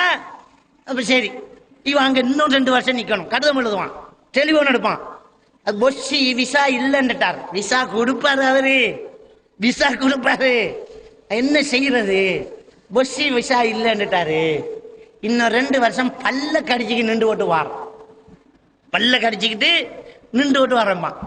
கடைசியில மையத்து கூட வராம எத்தனை பேர் பிள்ளைகளுக்காக உழைக்க போய் அவன் அங்கேயே செத்து போறான் பாருங்க. கல்யாணம் முடிச்சு 4 மாசத்துல 5 மாசத்துல 6 வருஷத்துல 7 வருஷத்துல போயிருப்பான். பொண்டாட்டியோட வாழ்ந்தது ஒரு சின்ன காலம். வெளிநாட்டுல போய் மகளுக்கு ஒரு வீடு கட்டுவ வேண்டி இருப்பான். டெலிபோன்ல பேசுவான், ஒரு மனைவியோட பேசுறான். பெருசெல்லாம் முடியாது, தொட முடியல. டெலிபோன்ல ஆளுக்கால் பேசிக்குவாங்க, அவ்வளவுதான். டெலிபோன்ல பேசிக்குவாங்க. காட்டை போட்டு சம்பளம் எடுத்து காட்டை போட்டு கொஞ்ச நேரம் பேசுறது. அந்த பேசிட்டு இருக்கும்போது பொண்டாட்டி பேசுறான்னு பக்கத்துல இருக்கிற விட்டுட்டு இருக்கிறதும் இல்லை. இந்த ரேத்தக்காரி வேண்டி தம்பியோட நானும் பேசணும், கொஞ்சம் தாங்கண்டு அரமாச்சாத்த எடுத்துருவான். தங்கச்சிக்கார வேண்டி அது கொஞ்சம், பாப்பா கொஞ்சம், உமா கொஞ்சம், எல்லாரும் கொஞ்சம் கொஞ்சம் எடுத்து கடைசியா பொண்டாட்டி எடுக்கக்குள்ள காசு முடிஞ்சிடும். இப்படி எல்லாம் கஷ்டப்படுறான். கஷ்டப்பட்டு ஊருக்கு வராமலே மௌத்தா போயிடும். காசை மட்டும் அனுப்பிட்டு ஊருக்கு வராமலே மௌத்தா. யாருக்கு அந்த பாவம்? இங்க ஏங்கிக்கிட்டு இருக்கிற இந்த கண்ணீருக்கும், அங்க கஷ்டப்பட்டு வெயில உருகிக்கிட்டு இருக்கிற அந்த ஆண் மனுஷனுக்கும் ஆறு பதில் சொல்றது? இதுல ஆரெல்லாம் சம்பந்தப்படுறாங்க? அல்லாஹ் நாளை மறுமையில நியாயமான தீர்ப்பு வழங்குவானா இல்லையா? நியாயமா தீர்ப்பு வழங்குவானா என்ன அர்த்தம்? சீதனம் கேட்டானே, அவன் கேட்கறதுக்கு சம்மதிச்சாங்களே இளைஞர்கள், அவங்க பள்ளி நிர்வாகம் எல்லாரையும் சேர்த்து தான் அல்லாஹ் காக்க போறான். சீதனத்துக்காக வேண்டி நம்முடைய இளைஞர்களும் பெண்ணை பெற்றெடுத்த பெற்றோர்களும் வெளிநாடுகள்ல சென்று இந்த பெண்களுக்காக வேண்டி வீடு கட்டுறதுக்காக, இந்த பெண்களுக்காக வேண்டி சீதனம் கொடுக்கறதுக்காக, பெண்ணை கரை சேர்க்கிறன்னு சொல்லுவாங்க நம்மள ஊர்ல. அப்படியான ஒரு விஷயத்துக்காக வெளிநாடுகளில் போய் எவ்வளவு சிரமப்படுறாங்க அப்படிங்கிற விஷயங்களை நாங்கள் பார்த்தோம்னு சொன்னால், வெளிநாடுகளில் சென்று ஊரில் எந்த வேலையை செய்ய மாட்டாங்களோ வெக்கப்பட்டுக்கிட்டு அருவறுப்பு அடைஞ்சுக்கிட்டு, வெக்கம் மட்டுமில்லை அருவறுப்பு, அப்படியான அந்த விஷயத்தை கூட யாரு பார்க்க போறா? என்ன செய்யறது?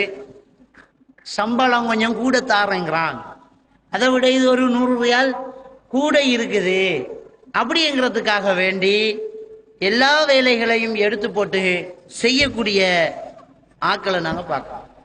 பலதியாக்களை வேலை, கிளீன் பண்ற வேலை, துப்புரவு செய்யற வேலை, இப்படியான வேலைகளை எல்லாம் அங்க கஷ்டப்பட்டு செஞ்சுக்கிட்டு வார காசை ஒரு ஆசாமி வாங்கி எடுக்கிறது தான் வேதனையான ஒரு விஷயமா இருக்கு.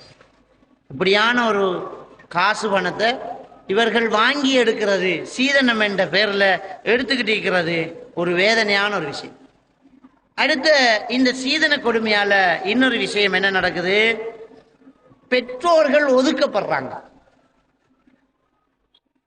கல்யாணம் முடிச்சு கொடுத்த உடனே அது வரைக்கும் அவர் சொந்தமா கட்டின வீடு, அவர் சொந்தமா கட்டின வீட்டுல கடைசியாக அவர் ஒதுக்கி ஓரமாக்கப்பட்டு ஒரு வேலைக்காரனாகிறது. நிறைய மாமன்னார்மார் ஓச்சர் வேலை பார்த்துட்டு இருக்கிறாங்க. அவர் கட்டி கொடுத்த வீட்டுல அவர் வாங்கி கொடுத்த காரை எடுத்துக்கிட்டு வரும்போது இவர் கேட்ட துறக்கிறாள், காரை துறைச்சி வைக்கிறாள், கழுவி வைக்கிறாள். அப்படி அவ்வளவுக்கு பெரிய சீதனம் கொடுக்காத ஒரு நடுத்தர குடும்பம் அல்லது கீழ்த்தர குடும்பமாக இருந்தாலும் அவங்க ஊரார் வீட்டுல வந்து இருக்கிற ஒரு நிலைமை இருக்கிறத நாங்க பார்க்கலாம். பெருமானா ஸல்லல்லாஹு அலைஹி வஸல்லம் அவங்க சொல்றாங்க, கியாமத் நாளுக்கான ஒரு அடையாளம் தான் அன் தலிதல் அமது ரப்பதஹா, ஒரு அடிமை எஜமானி அம்மாவை பெற்றெடுப்பாள். ஒரு ஆளு பிள்ளை, ஒரு பொம்பளை பிள்ளை பெப்பா, அந்த பிள்ளைகிட்ட அவ அடிமை ஆயிடுவா, அந்த பிள்ளை அம்மாக்கு எஜமானி அம்மா ஆயிடுவா. இன்னைக்கு இந்த சீதன கொடுமையால இது நடந்துகிட்டு இருக்குது. ஒரு தாய் ஒரு வீட்டுல வேலைக்காரியா நடத்தப்படுறா. ஏன்? அது அவருக்கு கொடுத்த வீடு. அப்ப சொந்த வீடு, கஷ்டப்பட்டு கட்டின வீட தூக்கி கொடுத்துட்டாங்க. ஒரு மருமகனுக்கு, ஒரு மகளுக்கு கொடுத்துட்டாங்க. நான் சொன்னேன் இல்லையா, கோடாரி காம்பும் சேர்ந்துதான் காடு வெட்டும் என்று. இந்த பெண் சமூகத்துல சீதனத்துக்கு நம்ம வாப்பா அம்மா எவ்வளவு கஷ்டப்பட்டாங்கன்னு நல்லா தெரியும். தெரிஞ்சாலும் அந்த புருஷனோட கூட இருந்துகிட்டு அந்த சீதனத்தை கறந்தெடுக்கிறதுக்கு துணையா கோடாரிக்கு காம்பா இருக்கிறது நம்முடைய பெண் சகோதரி தான். எப்படி? தாய் தந்தையரை ஒதுக்கி ஓரம் கட்டிடுவாங்க. என்ன சொல்லுவா? காலப்போக்கில் கல்யாணம் முடிச்ச ஒரு 4 மாசம் 6 மாசம் ஒரு வருஷம் போயிட்டு இருக்கும்போது நீங்க மச்சான்ற கூட்டாளி மாரெல்லாம் பாரு, கொஞ்சம் படிச்சாக்கள் வார, நீங்க எந்த நேரம் படத்தை இருமி வெத்தலாதி சாப்பிட்டு இருக்காம மச்சான் என்ன அந்த பக்கமா ஒரு ரூம் கட்டி தாராங்களாம். அவரை செலவுல கட்டி தராங்க. பெரிய தர்மம் செய்யப்படுறாரு. இவ்வளவு பெரிய ஊட்ட எடுத்து போட்டாரு. பெரிய ஊட்ட எடுத்து, கார் எடுத்து, காணி எடுத்து, கடை ரூம் எடுத்து, அந்த ஆளை வாருக்குள்ள எல்லாத்தையும் நோண்டி எடுத்து போட்டு பெரிய தர்மம் பண்ணி செய்யப்படுறான் மாமனாருக்கு. என்னன்னு ஒரு ரூம் கட்டி தர்றான் எல்லா ஏற்பாட்டோடையும். மாஷா அல்லாஹ். அதுக்குள்ள அப்படி இருங்க, நாங்க டைமுக்கு சாப்பாடு தரோம்.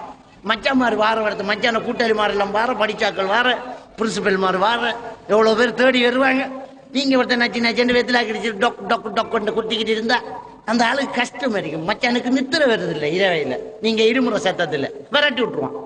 இவங்களும் நல்லா புரிஞ்சு எடுத்துக்கிட்டு வெளியில சிரிச்சுக்கிட்டு, சரி மகள் நானும் யோசிச்சேன், மச்சானுக்கு சிரமம் நானும் யோசிச்சேன் என்று சொல்லிக்கிட்டு வேலைக்காரியா போய்த்துருவாங்க. அப்ப எத்தனை பெற்றோர்கள் இன்னைக்கு ஒதுக்கி ஓரங்கட்டப்பட்டு இருக்கிறாங்க. இந்த சீதன கொடுமையால சிந்திச்சு பாருங்க. வேலைக்காரியா மாட்டாங்க. அப்படியே என்ன செய்யறா? வீட்டுல ஒரு அவக்கு வெக்கம் வந்துடும். அந்த தாய்க்கு சும்மா இருந்துட்டு சோறு திங்கிறதுக்கு வெக்கம் வந்துடும். கொடுத்ததையெல்லாம் மறந்துடுவா இந்த தாயும் தகப்பனும்.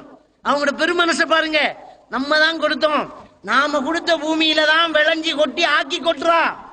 நாம கொடுத்த பூமியில தான் வெள்ளாம செஞ்சு இன்னைக்கு சோறாக்கி தாராங்க. நாம தான் அவங்களுக்கு சோறு கொடுத்திக்கணும் நினைக்கணும் ஒரு கணவன், ஒரு தாயும் தகப்பனும். ஆனா என்ன நினைப்பாங்க? பாவம் மருமக உழைச்சக்காரு, மருமகன் பட்டிக்கு வந்த வெள்ளாம, மகள் வேண்டின காசு கறி, நாம சும்மா இருந்துக்கிட்டு இங்க வெக்கமா இருக்குது. அதுக்காக வீட்டுல இருக்கிற வேலைகளை பாக்குறது, கடைக்கு போறது, மருமகன் கார கழுவி கொடுக்கறது, வீட்டை துப்புரவு பண்றது, இப்படியாக வேலை வடை செஞ்சுட்டு இருக்கிறது. சில இடங்களில் 2 பொம்பளை பிள்ளையா போய்த்தா அநியாய மிகப்பெரிய ஒரு கொடூரத்தை செஞ்சிருவாங்க. என்ன, வயசான காலத்துல தாய் தந்தையரை பிரிச்சு போட்டுருவாங்க. பாப்பா ஒரு மகளை விட்ட, உம்மா ஒரு மகளை விட்ட, அங்க ஒரு வேலைக்காரன் இங்க ஒரு வேலைக்காரி பிரிச்சுடுவாங்களா? பிரிச்சுக்கிட்டு ஏன் அவங்களுக்கு ஆசை இல்லையா? வயசானாலும் ஒன்னா இருந்து மௌத்தாக கூடாதா? நபிகள் நாயகம் ஸல்லல்லாஹு அலைஹி வஸல்லம் அவங்க மரணிக்கிற நேரம் ஆயிஷா நாயகி மடியில தான் மரணிக்கிறாங்க. 63 வயசுல மனைவி மடியில தான். மகள் இருந்துச்சு பாத்திமா நாய், என் ஈர கொழுந்து உடம்புல ஒரு துண்டு கண்டாங்களே, அந்த பாத்திமா நாய் மடியில படுக்கணும்னு ஆசைப்படல. அபூபக்கர் சித்திக் ரலியல்லாஹு தஆலா அவர்களை பற்றி எப்போதுமே சிறப்பா பேசுவாங்களே. குகையில கூட இருந்த தோழன் அல்லாஹ் குர்ஆன்ல சொல்றாரு. அவ்வளவு பெரிய உன்னத உயர்ந்த ஈமான் உள்ள ஒரு நபி தோழர், மிக நெருக்கமான ஒருத்தர், அவர் மடியில படுக்கணும்னு ஆசைப்படல ரசூலுல்லாஹி ஸல்லல்லாஹு அலைஹி வஸல்லம். மனைவி மடியில தான் படுக்க ஆசைப்பட்டாங்க. அந்த உரிமையை கொடுக்கலையே நம்ம தகப்பனுக்கு, நம்ம தாய்க்கு கொடுக்கலையே, அவங்கள பிரிச்சு விடுறது. என்ன இப்ப ஒன்றா படுக்காங்க, புது கல்யாணம் மாதிரி. மகள் செல்வா அம்மாக்கு பாப்பாக்கு ஒரு ரூமுக்கு ஒரு நொடும்பு வலைக்குள்ள வெக்கம் இல்லையா அவங்களுக்கு? அப்படி வெக்கப்பட்டிருந்தா நீ பிறந்திருப்பியா? அப்படி வெக்கப்பட்டிருந்தா ஏன் அவங்களுக்கு ஆசை இல்லையா? வயசானாலும் அவங்க ஒன்னா இருக்கும். எவ்வளவு பெரிய சொத்துக்கள்ல சேர்த்தாலும் ஒரு பொண்டாட்டி தான் தெரியும் புருஷனுக்கு என்ன பதத்துல சோறாக்கணும். எவனும் வாக்க மாட்டான். 4 பொம்பளை பிள்ளை இருக்கும், பாப்பாட ஸ்டைலுக்கு டீ ஊத்த மாட்டா, பாப்பாட ஸ்டைலுக்கு சோறு பதத்துக்கு இறக்க மாட்டா. பாக்குறோம் நாம, அவ ஆக்கணும், அந்த கிழவிதான் ஆக்கி வைக்கணும். அந்த வயசானவருக்கு தான் தெரியும் புருஷனுக்கு என்ன சமையல் பிடிக்கும், எப்படி பதத்துல இறக்கணும். அவங்க தான் சேர்ந்து வாழணும். அவங்களை ஏன் பிரிக்கிறோம்? அவங்கள சேர்ந்து வாழ வைக்கணும். வேலைக்காரியா பிரிச்சுட்டோம், ஆளுக்கு ஒரு கூறு. மகளை விட்ட வாப்பா, மகளை விட்ட இன்னொரு மகளை விட்ட மகள் உம்மா பிரிச்சு வச்சுட்டாங்க. அப்ப சேர்ந்து வாழ முடியல. பிள்ளைகளுக்கு கல்யாணம் முடிக்கிறதுக்கு, கல்யாணம் முடிச்சு இளமையில என்னமோ 2-3 வருஷம் வாழ்ந்துருவார். கல்யாணம் கட்டி கொடுக்கறதுக்காக வெளிநாட்டுக்கு போய் கணவன் மனைவி பிரிஞ்சிருவாங்க. வந்து கல்யாணம் முடிச்சு பேர பிள்ளை பிறந்தோன்னா திரும்ப பிரிச்சுட்டாங்க. எவ்வளவு பெரிய அநியாயம் நடக்குது. பெத்த பிள்ளைகள் செய்யற கொடுமைகளை பாருங்க. பெத்த பிள்ளைகள் அவ்வளவு பெரிய கொடுமை இன்னைக்கு பெற்றோர்களுக்கு நடந்துகிட்டு இருக்குதே. இது இந்த சீதனத்தால் இந்த முஸ்லிம்களுக்கு ஏற்படக்கூடிய சீரழிவு. அடுத்தது என்ன? நம்முடைய பெண்கள், சகோதரன் இல்ல, தகப்பனுக்கு வயசு போச்சு, சுகம் இல்ல, பெண்கள் என்ன செய்வாங்க? பக்கத்து தெருவில் இருக்கிற கடைக்கு போறதுக்கே பயப்படுவாங்க. பெண் அப்படித்தான், அச்சமடம் நானும் சொல்லுவாங்க இல்லையா? அவ்வளவு இல்லாட்டியும் ஆனா பெண்களுக்கு ஒரு பயம், ஒரு வெக்கம், ஒரு கூச்சம் இருக்கத்தான் செய்யும். பெற்றோர்கள் அப்படித்தான் பழப்பாங்க. சின்ன வயசா இருக்கும் போது கடை கொடுவாங்க, கொஞ்சம் புள்ள தலைப்பட்டுட்டு வந்துட்டு ஒரு 12 வயசு ஆயிட்டோன்னு பயந்துருவோம். அதுல இந்த காலத்துல பிள்ளை 5 பொம்பளை பிள்ளைண்டா உள்ளதில்ல பயம் அவ்வளவுக்கு. அது ஒரு காலத்துல குமர வெளியில விடுறது பயப்படுற. இப்ப பொம்பளை பிள்ளையா இருந்தா குமர ஸ்டேஜ் தான். பொம்பளை பிள்ளைனா பொம்பளையா தான் பார்க்கான், குழந்தையா பார்க்கான்னு இல்லை. அப்ப அப்படி பொத்தி பொத்தி வளர்த்த பிள்ளை பக்கத்து கடைக்கு போகாம பாப்பா ஒலிம்பி சட்டப்பட்டு போவான். நீமா நான் போயிட்டு வரேன்றான். தனியா போகாத, டியூஷன் கிளாஸுக்கு ஏற்றி கொண்டு விடுறது, கவனமா கண்ணுக்க வச்சுக்கிறது. அப்படியே வளர்த்த ஒரு பிள்ளை கல்யாணம் முடிக்கிறதுக்காக வேண்டி ஒருத்தனோட வாழணும்ங்கிறதுக்காக வேண்டி தயாராகுறா. என்ன தயாராகுறா? வெளிநாட்டுக்கு கிளம்புறா. அண்மையில் ஒரு பெரிய பிரச்சனை போயிட்டு இருந்துச்சு. பெரிய ஒரு பிரச்சனை. இலங்கை பணிப்பெண் ஒன்றுக்கு கழுத்து வெட்டினது, மரண தண்டனை கொடுத்தது சவுதி அரேபியாவில். சவுதி அரேபியாவை போட்டு நொந்துக்கிட்டே இருந்தோம். அவ வாப்பாவோட அக்கௌண்ட போட்டாங்க போன்ல. அவ வாப்பா அனீஃபோட பேரை போட்டு அனீஃபுடைய அக்கௌண்ட் நம்பர். அவ முத்த போயிட்டா. வாப்பாவுக்கு உதவுங்க. அந்த கையால் ஆகாதவனுக்கு ஏன் உதவணும்? பெத்த பிள்ளைய வெளிநாட்டுக்கு ஏத்தினையே அதுக்கா? நீ ஒரு அப்பனடா, உன் பிள்ளைய சொந்த பிள்ளைய வெளிநாட்டுக்கு ஏத்துறியே, நீ ஒரு பாப்பாவா? எப்படி ஏத்துவ? அந்த பச்சை பிள்ளைய வயசை கூட்டி போட்டு அந்த சின்ன பிள்ளைய ஏத்தினையே, உனக்கு உதவி செய்யணுமா? ஆற பிடிச்சு வட்டோம். நம்ம அனுப்பினவனை பிடிச்சு வட்டிருக்கணும், பேர வயசை கூட்டி போட்டவனை பிடிச்சு வட்டிருக்கணும். அதெல்லாம் விட்டுட்டு நாட்டை பிடிச்சிக்கணும். இஸ்லாமிய சட்டத்தை நொந்துக்கிறோம். என்ன மன்னிக்கலாம் தானே? மன்னிக்கலாம் என்ன? மலிக் அப்துல்லா மகனை கொண்டவர். மலிக் அப்துல்லா, சவுதி நாட்டு மன்னர் மலிக் அப்துல்லா இருக்கார் இல்லையா, மகன் கூட்டாளிமாரோட காரை சொல்றாங்க. ஒருத்தன் வந்துட்டான். 2வதா வந்தான் மலிக்குடைய மகன், அப்துல்லாவுடைய மகன். 2வதா வந்த உடனே ஷூட் பண்ணிட்டான் ரோட்ல வச்சு. போலீஸ் பிடிச்சிட்டு மன்னர் என்ன சொன்னார் தெரியுமா? கழுத்தை வெட்டு, என் புள்ளன்னு பார்க்காத, சட்டத்தை சரியா. மன்னர் அப்துல் அசீஸ் உடைய மகள் ஒருத்தனோட ஓடி போறான். பிடிச்சிட்டாங்க போலீஸால. ஓடி போய் விசாரிக்கிறாங்க. அவங்க நேரத்தோடைய சேர்ந்துட்டாங்க செய்தி ஊர்ஜிதமாகுது. மகளை போட சொல்றான் மன்னர் அப்துல் அசீஸ். மகளை போட சொன்னான். சட்டம் தப்பு நடக்குது, அது வேற விஷயம். தப்பு நடக்குதுதான். ஹஜ்ஜிக்கு போறதா இருந்தா, உம்ராக்கு போறதா இருந்தா மகுரம் கூட வரணும்ங்கிற அந்த சட்டம். வேலைக்காரருக்கு ஹத்தாமா பணிப்பெண் வரத்துக்கு மகரம் கேட்கலங்கிறது தப்பு தான். நான் எல்லாத்தையும் வாபஸ் வாங்கல, எல்லாம் சரின்னு சொல்லல. இன்னமோ சட்டம் சரியா செய்யறாங்க, அதை கூட கொச்சப்படுத்துறான். அனுப்பினவன் இப்படி. நம்ம பெண்கள் போய் அங்க கஷ்டப்படுறாங்க. யாரால? பூ மாதிரி பொத்தி வைக்க வேண்டியத, மறைஞ்சிருக்க வேண்டியத, இங்க இருந்து வெளிநாட்டுக்கு போய் வேலை செய்யறான். எவன் வீட்டுலயோ கிளாஸ கழுவுறா, எங்கேயோ போய் வேலை செஞ்சுக்கிட்டு இருக்கிறான். எப்படி நடத்துறான் பாருங்க. வண்டியில பின்னால வச்சு கொண்டு வரணும். ஆடு மாடை ஏத்திக்கு போற மாதிரி நம்ம பணிப்பெண்களை பின்னால வச்சு கொண்டு வரத பாருங்க. அப்படி கொண்டு போய் கஷ்டப்பட்டு கேவலப்பட்டு உழைச்சிக்கிட்டு அவ வீட்டை கட்டுவா. அவ வீட்டை கட்டிக்கிட்டு வந்தா இந்த பெண் தன்மை கொண்ட ஆண் என்ன செய்யறா? அந்த வீட்டுல போய் கல்யாணம் படிச்சுட்டு இருக்கிறார். அந்த வீட்டுல போய் கல்யாணம். இது பாம்பு புற்று கேள்விப்பட்டிருக்கிறீங்களா? பாம்பு புற்று. நம்ம என்ன சொல்றோம்? பாம்பு புற்று என்று தான் சொல்லுவோம். ஆனா கட்டினது பாம்பு இல்லை, கரையான் கட்டினது. சின்ன கரையான் தான் கட்டுறது. அது வச்ச முட்டைய குடிக்க பாம்பு உள்ளுக்கு இறங்கிடும். அங்கேயே படுத்துடும். கடைசியா கரையானுக்கு போக இயலாது. நம்ம சொல்றது பாம்பு புற்றண்டு. அப்படித்தான் இன்றைக்கு நிறைய இன்ஜினியரா வீடு, இது டாக்டரா வீடு, இது மாசரா வீடு, இது அசரத்துல வீடு. அசரத்துல வீடா மாசரா வீடா?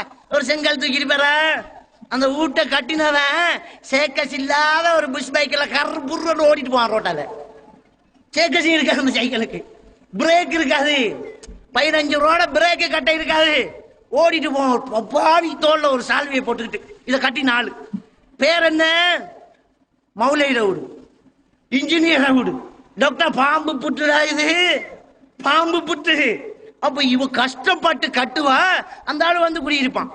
அப்ப இந்த பொம்பளை கஷ்டப்பட்டு வீட்டை கட்டுவா, அவர் வந்து குடியிருப்பார். குடியிருச்சா கல்யாணம் முடிச்சு காலையில பொண்டாட்டி ஒழுப்புவார். ஒழுப்புடி பாத்ரூம் போகணும், போக வேண்டியது தெரியாது. நானா கட்டினேன்? எங்க பாத்ரூம் எங்க காட்டு. அன்றைக்கு பொண்டாட்டி முன்னால பின்னால புருஷன், அன்றைக்கு போனவர் தான். அதுல இருந்து பொண்டாட்டி பின்னாலதான். அவ ஊடு தானே, சண்டை பிடிக்க பயம், சத்தம் போட பயம், பட்டக்காரங்க சொல்லிடுவாள். கணக்க புருஷமாருக்கு சண்டை பிடிக்க சத்தம் போட பயணம். அடக்குற மன்னிச்சுட்டேன், நண்டு பல்ல கடிக்கிறேன், என்னத்தான் மன்னிச்சுட்டேன், சத்தங்கு தான் போட்டா பேக்க தூக்கன்றுவாள். அவ்வளவுக்கு இன்னைக்கு பெண் தன்மை கொண்ட மணமகன், அவ்வளவு கஷ்டப்பட்டு இன்றைக்கு பணிப்பெண்ணாக பெண்கள் வெளிநாட்டுக்கு போறாங்க. எதை இழக்கணுமோ அதை எதை இழக்க கூடாது அதையெல்லாம் இழக்கிறாங்க. மானத்தை மரியாதை எல்லாம் இழக்கிறாங்க. தனிய மேய்கிற ஒரு ஆட்டோ ஓனாய் கண்டா விடுமா? இன்னைக்கு தகப்பன் தாய் எல்லாம் இருக்கும்போது கடத்தருவுக்கு போன பிள்ளைய பிடிச்சி கற்பழிச்சுறான். நம்ம பெண்கள் பிடிச்சி வெளிநாட்டுக்கு அனுப்புறோம். தெரியல என்ன நடக்குதுன்னு தெரியல. அண்மையில நான் 5 வருஷத்துக்கு முன்னால ரியாதுக்கு கிளம்பின பிளைட்ல குண்டிருக்கின்ற ஒரு வதந்தி. ரியாதுக்கு கிளம்பின பிளைட்ல குண்டிருக்கின்ற ஒரு வதந்தி வந்துச்சு. ரன்வேயில போன பிளைட்ட கதவை திறந்துட்டான், பாஞ்சிட்டாங்க. அப்ப என்னுடைய ஒரு கூட்டாளியும் அதுல போயிருந்தார், அவரும் பாஞ்சிட்டார். எல்லாம் பாஞ்சோம். ஒரு பொம்பளை கீழே பாஞ்சு மௌத்த பண்ணான். ஒரு ஹவுஸ்மேட், கிழக்கு மாகாணத்தை சேர்ந்த ஒரு பொம்பளை, ஊரை சொல்லலாம், கிழக்கு மாகாணம் தான். மௌத்த பண்ணான். மௌத்தாவோட பாஸ்போர்ட் எடுத்து வீட்டுக்கு அறிவிக்கிறாங்க. அறிவிச்ச உடனே உம்மக்காரி என்ன சொல்ற, வாப்பக்காரி அவ ஒரு கிழமைக்கு முன்ன போய்த்தாவே ரியாதுக்கு, ஒரு கிழமைக்கு முன்ன ரியாதுக்கு போய்ட்டான். அதுக்கு போனதான் நல்ல ஏஜென்ட் பிடி வர்றாரு. சப்பு என்ன செஞ்சுக்கான் தெரியுமா? பாதுகாப்பா கையில பிடிச்சி மகளை கூட்டிக்காந்து வாப்பா கொடுக்காரு. ஏர்போர்ட்டுக்குள்ள கொண்டு போயாச்சு. கொண்டு போனோடனே சப்பு வந்து சொல்லிக்கான், சரி 12 மணிக்கு ஃபிளைட்டு வாங்க, அந்த பக்கம் ஃபிளைட்டு கிளம்பும், கையை காட்டுவாங்க. அந்த பக்கம் கம்பிவேலி பக்கமா போய் நின்று கிளம்புற ஃபிளைட்டுக்கு கையை காட்டிக்காங்க. ஆனா அந்த ஃபிளைட்ல அவ இல்லை. அவ டிக்கெட்டை கொண்டு கொடுத்தோம்னா கவுண்டர்ல சொல்லிட்டான், ஒரு கிழமை டைம் இருக்குமா அப்படின்ட்டான். இப்போ சப்பு வாரான் வந்து என்ன சொல்லிக்கான், ஐயோ தவறுதெல்லாம் மிஸ் பண்ணிட்டேன், டேட்டை கவனிக்கல, உங்க உமா பாப்பாவும் போயிட்டாங்க, என்ன செய்யறது, போன மாதிரி இருக்கட்டும், அடுத்த கிழமை போகலாம் வாண்டு கூட்டி போயிட்டான். அவதான் செத்து போனான். பாருங்க எவ்வளவு பெரிய அநியாயம் நடக்குது. அவ்வளவு கொடுமை அந்த பிளைட் ஆக்சிடென்ட் நடந்ததுனால தெரிய வந்துச்சு. அவ்வளவு பெரிய கொடுமை நடந்துகிட்டு இருக்குது. இது இந்த சீதனத்தால நடக்குதே, கேள்வி எனக்கு எல்லாம் நியாயமா தான் கேட்பான். அல்பாத்தி அவதர மௌலியில இருந்து வாங்கி எடுக்கிறவர் வரைக்கும் அங்கீ கேட்பான். அடுத்தது என்ன, இந்த சீதனத்தால பாவத்தை அங்கீகரிக்கக்கூடிய ஒரு கலாச்சாரத்தை நாங்க பார்க்கிறோம். பாவங்களை அங்கீகரிக்கிறான் ஒரு மனுஷன், இன்னும் பாவம் கூட்டிட்டு வர வழி இல்லை, பட்டி என்று தெரியும். என்ன செய்த, உழைச்சே ஆகணும், கொடுத்தே ஆகணும், விட போறேங்கிறான் கல்யாணத்தை. பேசிக்கிட்டு வந்து கடைசியா கல்யாணத்துக்கு 2 நாள் இருக்கக்குள்ள ஒரு அறிக்கை விடுவான். இஸ்ரவேல் அறிக்கை விடுற மாதிரி அறிக்கை விடுவான். அந்த கடவுமையும் எழுதணுமாம், இல்லாட்டி நல்ல இடத்த பொன் வருதாம் ஒரு அறிக்கை வருது. நல்ல இடத்துல பொண்ணுண்டு வருதான், கடவுமையும் எழுதணுமா. என்ன செய்ய, மத்த மகளை கடலை தள்ளுவோம், இதை கட்டி கொடுப்போம் கொடுத்துரும். அப்ப நிர்பந்தம் வருது, எடுத்தெல்லாம் எடுத்துட்டான். அப்ப என்ன செய்யறான், கோவப்படுறான். ஒரு மனுஷன் கூடுதலா நெருக்கீட்டுக்குள்ளாகும் போது கோவப்படுவான். என்ன அல்லான்றான், நம்மள யாரு பார்த்த, ஏன் அவங்க வந்து பார்த்தாங்களா அப்படின்றான். நாம செய்யறதை செய்வோம், அல்ல நரகத்துக்கு போறா போடட்டும் தவறு. ஆனா அந்த மனநிலையை உருவாக்கினாரு நம்ம தானே செய்யறான். ஒரு உத்தியோகத்தில் இருக்கிறவன், அதுல வர சம்பளம் பாதார், திங்கிறதுக்கு போதும், கல்யாணம் பற்றி கொடுக்க போதுமா? அப்ப மேசைக்கு கீழால ஒரு கையை நீட்டிடுவான். அப்ப என்ன செய்யறான், இதுல கல்யாணம் கஷ்டமான உடனே விபச்சாரம் நடக்குது. பாருங்க எப்படி விபச்சாரம் நடக்குது.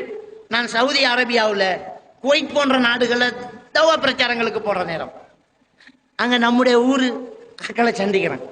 என்னோட படிச்சவன், ஏண்டா கல்யாணம் பண்ற இல்லையாடா, நீ கல்யாணம் பண்ற இல்லையாடா, எனக்கு நான் உள்ளடா, உனக்கு ஊருக்கு வர ஆசை இல்லையாடா? என்ன சொல்றான் தெரியுமா, இன்னொரு சங்கச்சிரிக்கி மச்சான் சொல்றான். வல்லாஹி இன்னொரு சங்கச்சிரிக்கி, அதையும் நிறைவேற்றினா எவ்வளத்தையாலும் நானும் எடுத்துக்கிட்டாங்க கல்யாணம் காட்டுறேன். எனக்கிட்ட இருந்து 4 வீடு கட்டி எடுத்தானுங்களே, நான் ஒரு இடத்த எடுத்து போட்டு தான் பண்ணுவேன். அப்படி எங்க கஷ்டம் இல்லையாடா உனக்கு, பொட்டலை சாப்பிட்றேங்கிறான். கஷ்டம் இல்லையானதுக்கு பொட்டலை சாப்பிட்றேங்கிறான், விபச்சாரம் செய்யறேங்கிறான். பச்சையா அப்ப எந்த அளவுக்கு போவாங்க? அந்த வயசுல கல்யாணம் முடிக்கல, கல்யாணம் முடிக்க முடியாது, ஆசை இல்லாமல இருக்கா. 34 வயசுல 36 வயசுல ஆசை இல்லாமல இருக்கான். வெளிநாட்டுல ஆசை இருக்குது, வழி இல்லை. இன்னொரு தங்கச்சிக்கு பாப்பா வரனான்ருவார். இன்னொரு தங்கச்சிக்கு மகன் அத்திவாரம் கிளம்பிட்டு கொஞ்சம் தான் அப்படின்றான். அப்ப இப்படி கடூரமான பாவங்கள் நடக்குது. அதே மாதிரி என்ன, திருட தொடங்கிடுவான். அவன் அவசரமா கல்யாணம் பண்ணணும், அவன் அவசரமா கல்யாணம் பண்ணணும். தங்கச்சி வேற இருக்குது, கஃபில் பேங்க்ல ஓட சின்ன காசோட பிளைட்ல ஏறிடுவான். பிளைட்டா நல்ல அந்நியமா பழைட்டான். 8 வருஷமா வேலையிறான் கஃபிலுக்கிட்ட. 10 லட்சம் ரியால கொண்டு பேங்க்ல போட சொல்லிடுவான். 10 லட்சம் ரியால் எடுத்தோன்னா தங்கச்சிக்கு போட்ட அத்திவாரமும் இவனுக்கு கேட்டு வச்ச பொண்ணு நினைப்பு. எத்தனை நாளைக்கு ஹோட்டல்ல சாப்பிடுறது? சொந்தமா ஒரு கல்யாணம் பண்றது இல்லையா? என்ன செய்வான்? பேங்குக்கு போற வழியில அவனுக்கு மூட்டு வேற செய்யும். வேற வழியே இல்லை, தௌபா செய்வோம். வேற வழியே இல்லை, தௌபா செய்வோம். நெக்ஸ்ட் பிளைட்டை புக் பண்ணி வந்துடுவான். நான் குவைத்துக்கு போயிருந்த நேரம் ஒரு அரபி எங்க ஊர் ஒரு ஆளை பத்தி விசாரிச்சார். என்ன செய்யறாரு? இருக்காரு, நல்லா இருக்காரு. சுருட்டிட்டு வந்தார். பல லட்சம் ரியால சுருட்டிட்டு, டாலர், குவைத் டாலர், கேடியன்னு சொல்லுவாங்க. குவைத் டாலர் பல லட்சத்தை திருடிட்டு வந்துட்டாராம். நான் சொன்னேன் வாங்க, ஆளை பிடிச்சு தரேன் வாங்கன்ற. பிடிச்ச கள்ளம் தானே காட்டி கொடுக்கணும், கொண்டு வாங்க காட்டி தரேன், இங்க வசதியா தான் இருக்கிறான் வாங்க அப்படின்னு கூப்பிட்டேன். அதுக்கு கவியில் என்ன சொல்லலாம் தெரியுமா? ஹலிஃபாய் அழிந்தல்லா, இதுக்கு என்னது சொல்ல கேட்கிற, மறுமையில எல்லாம் பார்த்துக்கலாம் விட்டுடுங்க. அவனுக்கு அது கணக்கு இல்லை. அவன் மறுமையில் மறுமை நம்பிக்கை அவனுக்கு. திருட்டு நடந்துகிட்டு இருக்குது. அதே மாதிரியாக கொள்ளை அடிக்கிறது நடந்துகிட்டு இருக்குது. பறிச்சு எடுக்கிறான். கொள்ளை என்ன காரணம்? பொம்பளை பிள்ளைக்காரன் என்ற காரணம். பிச்சை எடுக்கிறான். என்ன பிச்சை? கௌரவ பிச்சை. இங்க இருக்கிறவன் எங்க ஊருக்கு வர, எங்கட ஊர்ல இருக்கிறவன் உங்களோட ஊர்ல வர. ஏன்னா காத்தாங்குடி ஆளு, காத்தாங்குடி சும்மா பள்ளியில வெள்ளை விரிச்சு குக்காரனாவே வைக்கும். அக்கரபாத்துக்கு வர, அக்கரபாத்துல வெள்ளையை விரிச்சிட்டு குமரு காரியம் நிமிராமலும் தலைய. எவ்வளவு வேதனையான ஒரு விஷயம். அவனுக்கு ஒரு மானம் இருக்குதா இல்லையா? ஒவ்வொரு மனிதனுக்கு ஒரு ஆளுமை இருக்குது, தன்மானம் ஒன்று இருக்குது. சுப்ஹானல்லாஹ், ஒரு தன்மானத்தை ஒருத்தன் இழக்கிறான், பிச்சை எடுக்கிற நிலைமைக்கு வந்துட்டான்னு சொன்னா எவ்வளவு நிற்கதியான ஒரு நிலைக்கு ஒரு தகப்பம் வந்திருக்கான் பாருங்க. நம்ம வாலிபரா இருக்கும்போது எவன்கிட்டயாவது கை நீட்டி இருப்போமா? ஒரு டீ வண்டி தாடான்னு சொல்லியிருப்போமா? அட்டைக்கு கிட்டி இருப்போம். இன்னொருத்தன் 1 ரூபா கேட்கறதுக்கு வெக்கப்பட்டிருப்பான். கல்யாணம் பண்ணுவான். குமரிகளை பார்க்கும் போதெல்லாம் வயிறு பத்தும். இன்னொருத்த பெரிய ஆயிடுவா. ஒருத்தி குமராயி கல்யாணம் இல்லாம இருக்கும், இன்னொருத்தி குமராயிருவா. இந்த கன்னி பெண்களை பார்க்க போதெல்லாம், இந்த குமரிகளை எல்லாம் பார்க்கும் போதெல்லாம் நமக்கு வீடு இல்லையே, நமக்கு காசு இல்லையே, வருமானம் இல்லையே அப்படி என்று ஒரு தகப்பை ஏங்குறான். வெக்கத்தை விட்டு, தன்மானத்தை இழந்து, ரோஷத்தை இழந்து இன்னொரு ஊர்ல போய் உட்கார்ந்துக்கிட்டு, சின்ன விஷயமா பிச்சை எடுக்கிறது, இன்னொரு ஊர்ல போய் உட்கார்ந்துக்கிட்டு ஒரு வெள்ளைய விரிச்சுக்கிட்டு குமர்காரின்னு கேட்கிறான்.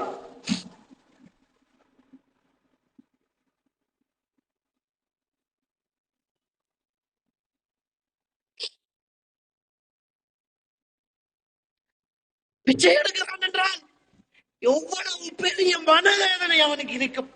அவன் மனம் படுற பாடு யாருக்கு தெரியும்? அவன் உள்ளுக்குள்ள அழக்கூடிய அழுகை யாருக்கு தெரியும்? அவன் ரோஷம் யாருக்கு புரியும்?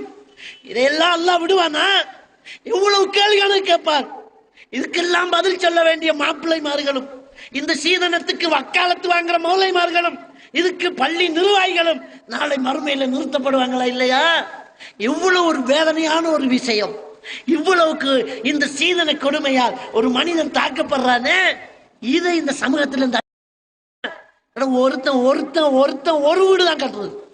அவன் வீடு கட்டினா ஒருத்தனுக்கு ஒரு சுமைதான். உனக்கு 3, 4, 5, 6, 7, 8, 9, 10 பிள்ளை பிறக்கட்டும், 10 பொம்பளையா பிறக்கட்டும், கவலையே பட வேண்டியதில்லை. அவன் மட்டும்தான் ஒரு வீடு தான். உழைக்க உழைக்க வீடு பெருக்கும், உழைக்க உழைக்க கார் ஓடுவான். இன்னைக்கு பைக் ஓடிட்டு போறானே, தேத்தனி கடை தொங்கல் இருந்துகிட்டு டீ குடிக்கானே ஒரு கிழவன், வசதி இல்லாம வீடி பத்துறானே ஒரு கிழவன், அவன் உண்மையிலேயே ஏழை கிடையாது, அவன் உண்மையிலேயே பிச்சைக்காரன் கிடையாது. அவன் சொத்தை கணக்கு போட்டு பாருங்க.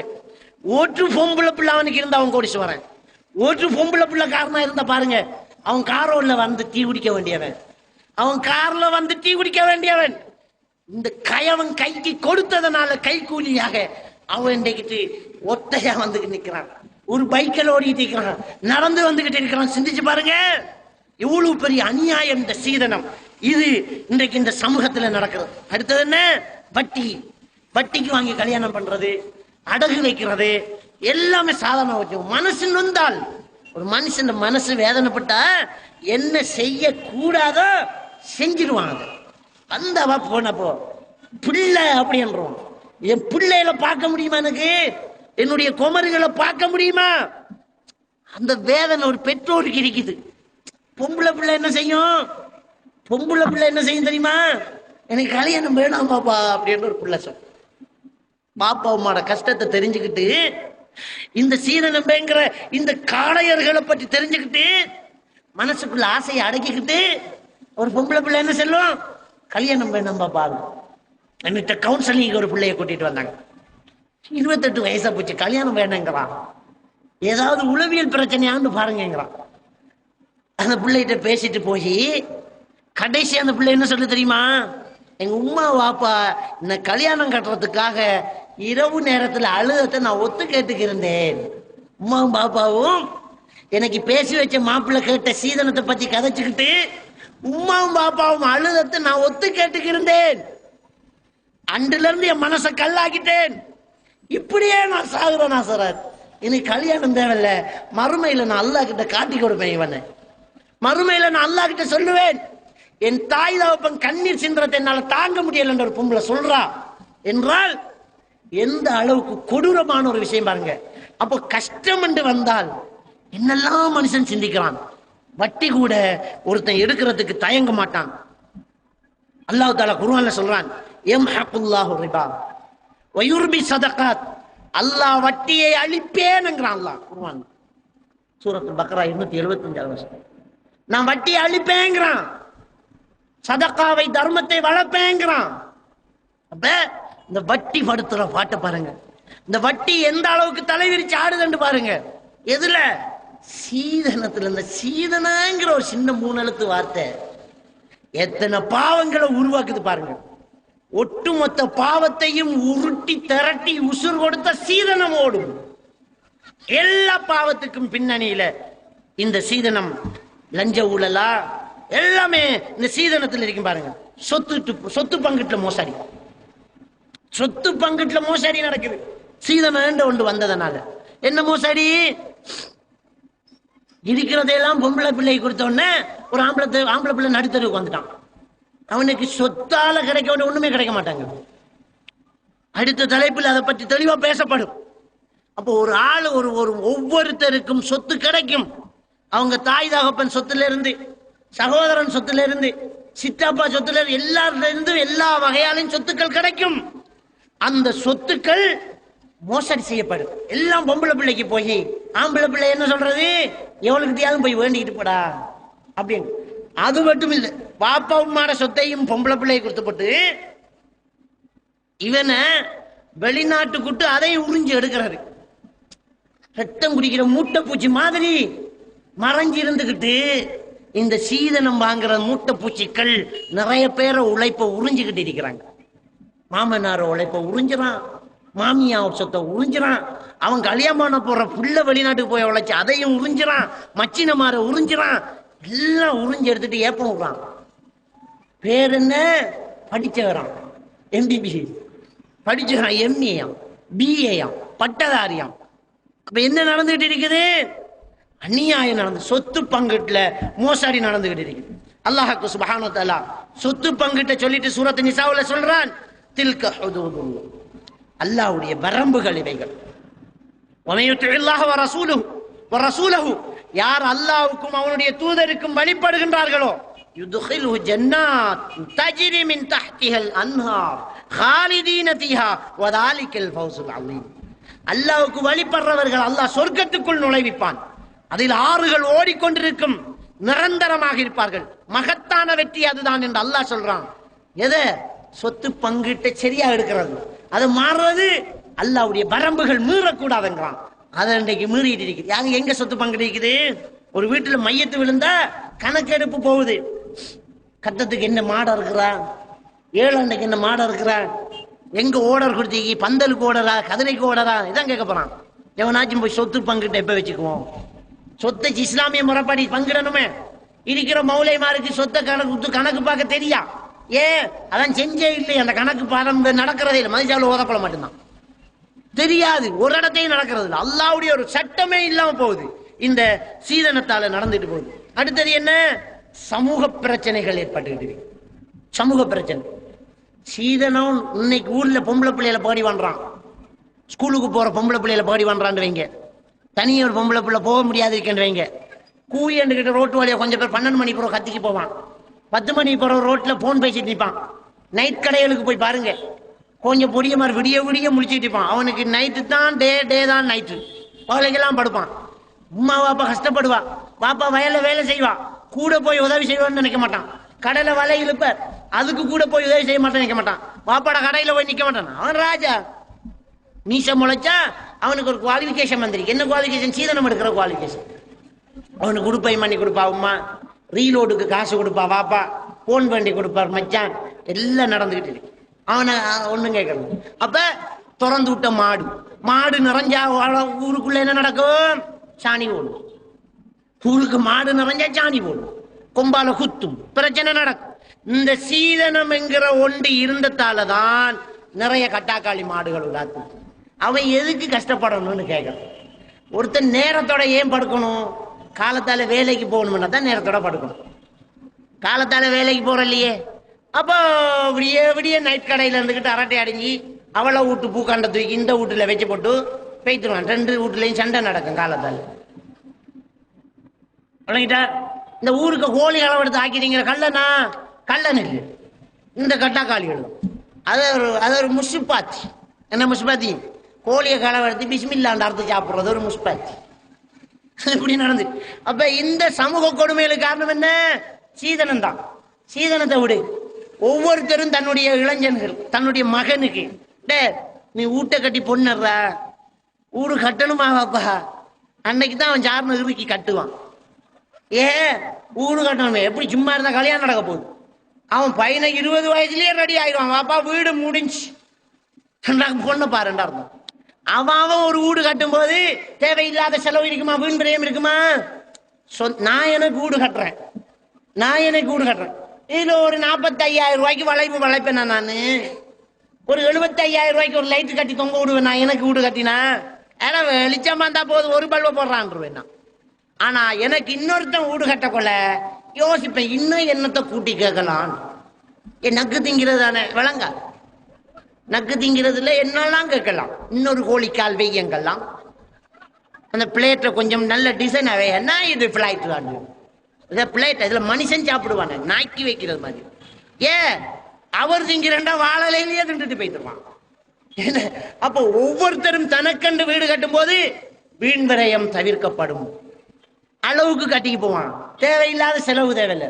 வீட்டை கட்டி 4 கோபிஷம் அடிச்சு அந்த கோபிஷத்துக்கு மேல ஒரு 15 பல்பை போட்டு 3000 ரூபாய் கரண்ட் பில்லு கட்டுவோம். அந்த பல்பு வெளிச்சத்துல ஒரு நாளும் இருக்கிறது.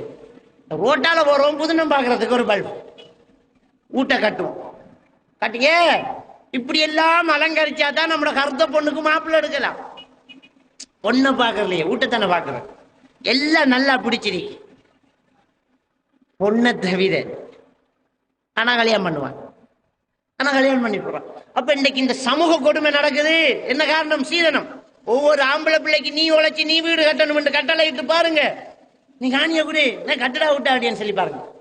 அவன் உழைப்பான், நேரத்துக்கு படுக்க வந்துடுவான். நேரத்துக்கு வேலைக்கு போகணும். காலையில நேரத்தோட வேலைக்கு போகணும், படுக்க வந்துடுவான். 18 வயசுல கல்யாணம் பண்ணி கொடுங்க, சின்ன வயசுல கல்யாணம் பண்ணி கொடுங்க. எதுக்கு?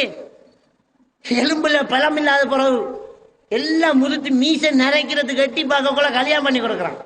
கல்யாணம் பண்ணி கொடுத்தா குடும்ப பிரச்சனை வந்து என்ன ஒன்றுமே இல்லையாங்க, சக்கதான் இருக்கும். அப்ப கல்யாணம்ங்கிறத இளைஞன பருவ வயசுல பண்ணி கொடு. நல்ல சின்ன வயசுல கல்யாணம் பண்ணி கொடு, அனுபவிக்கட்டும் ஹலால. அவன் அனுபவிப்பான். அது தங்கச்சி கூடு கட்டு தாத்தா கூடு கட்டு அவனை அப்படியே முத்த விட்டுட்டு அவனை கொண்டு வந்து கல்யாணம் பண்ணி கொடுத்தா என்ன வாழ்க்கை அப்படியம்மா, என்னடா 10 மணி போய்த்த ஊட்ட போகலையானா என்னத்த போய் ஊட்ட அப்படியே, இன்னும் 2 மணி நேரம் நின்றுட்டு போவோமா. அப்போ தகராறு வந்துடும்.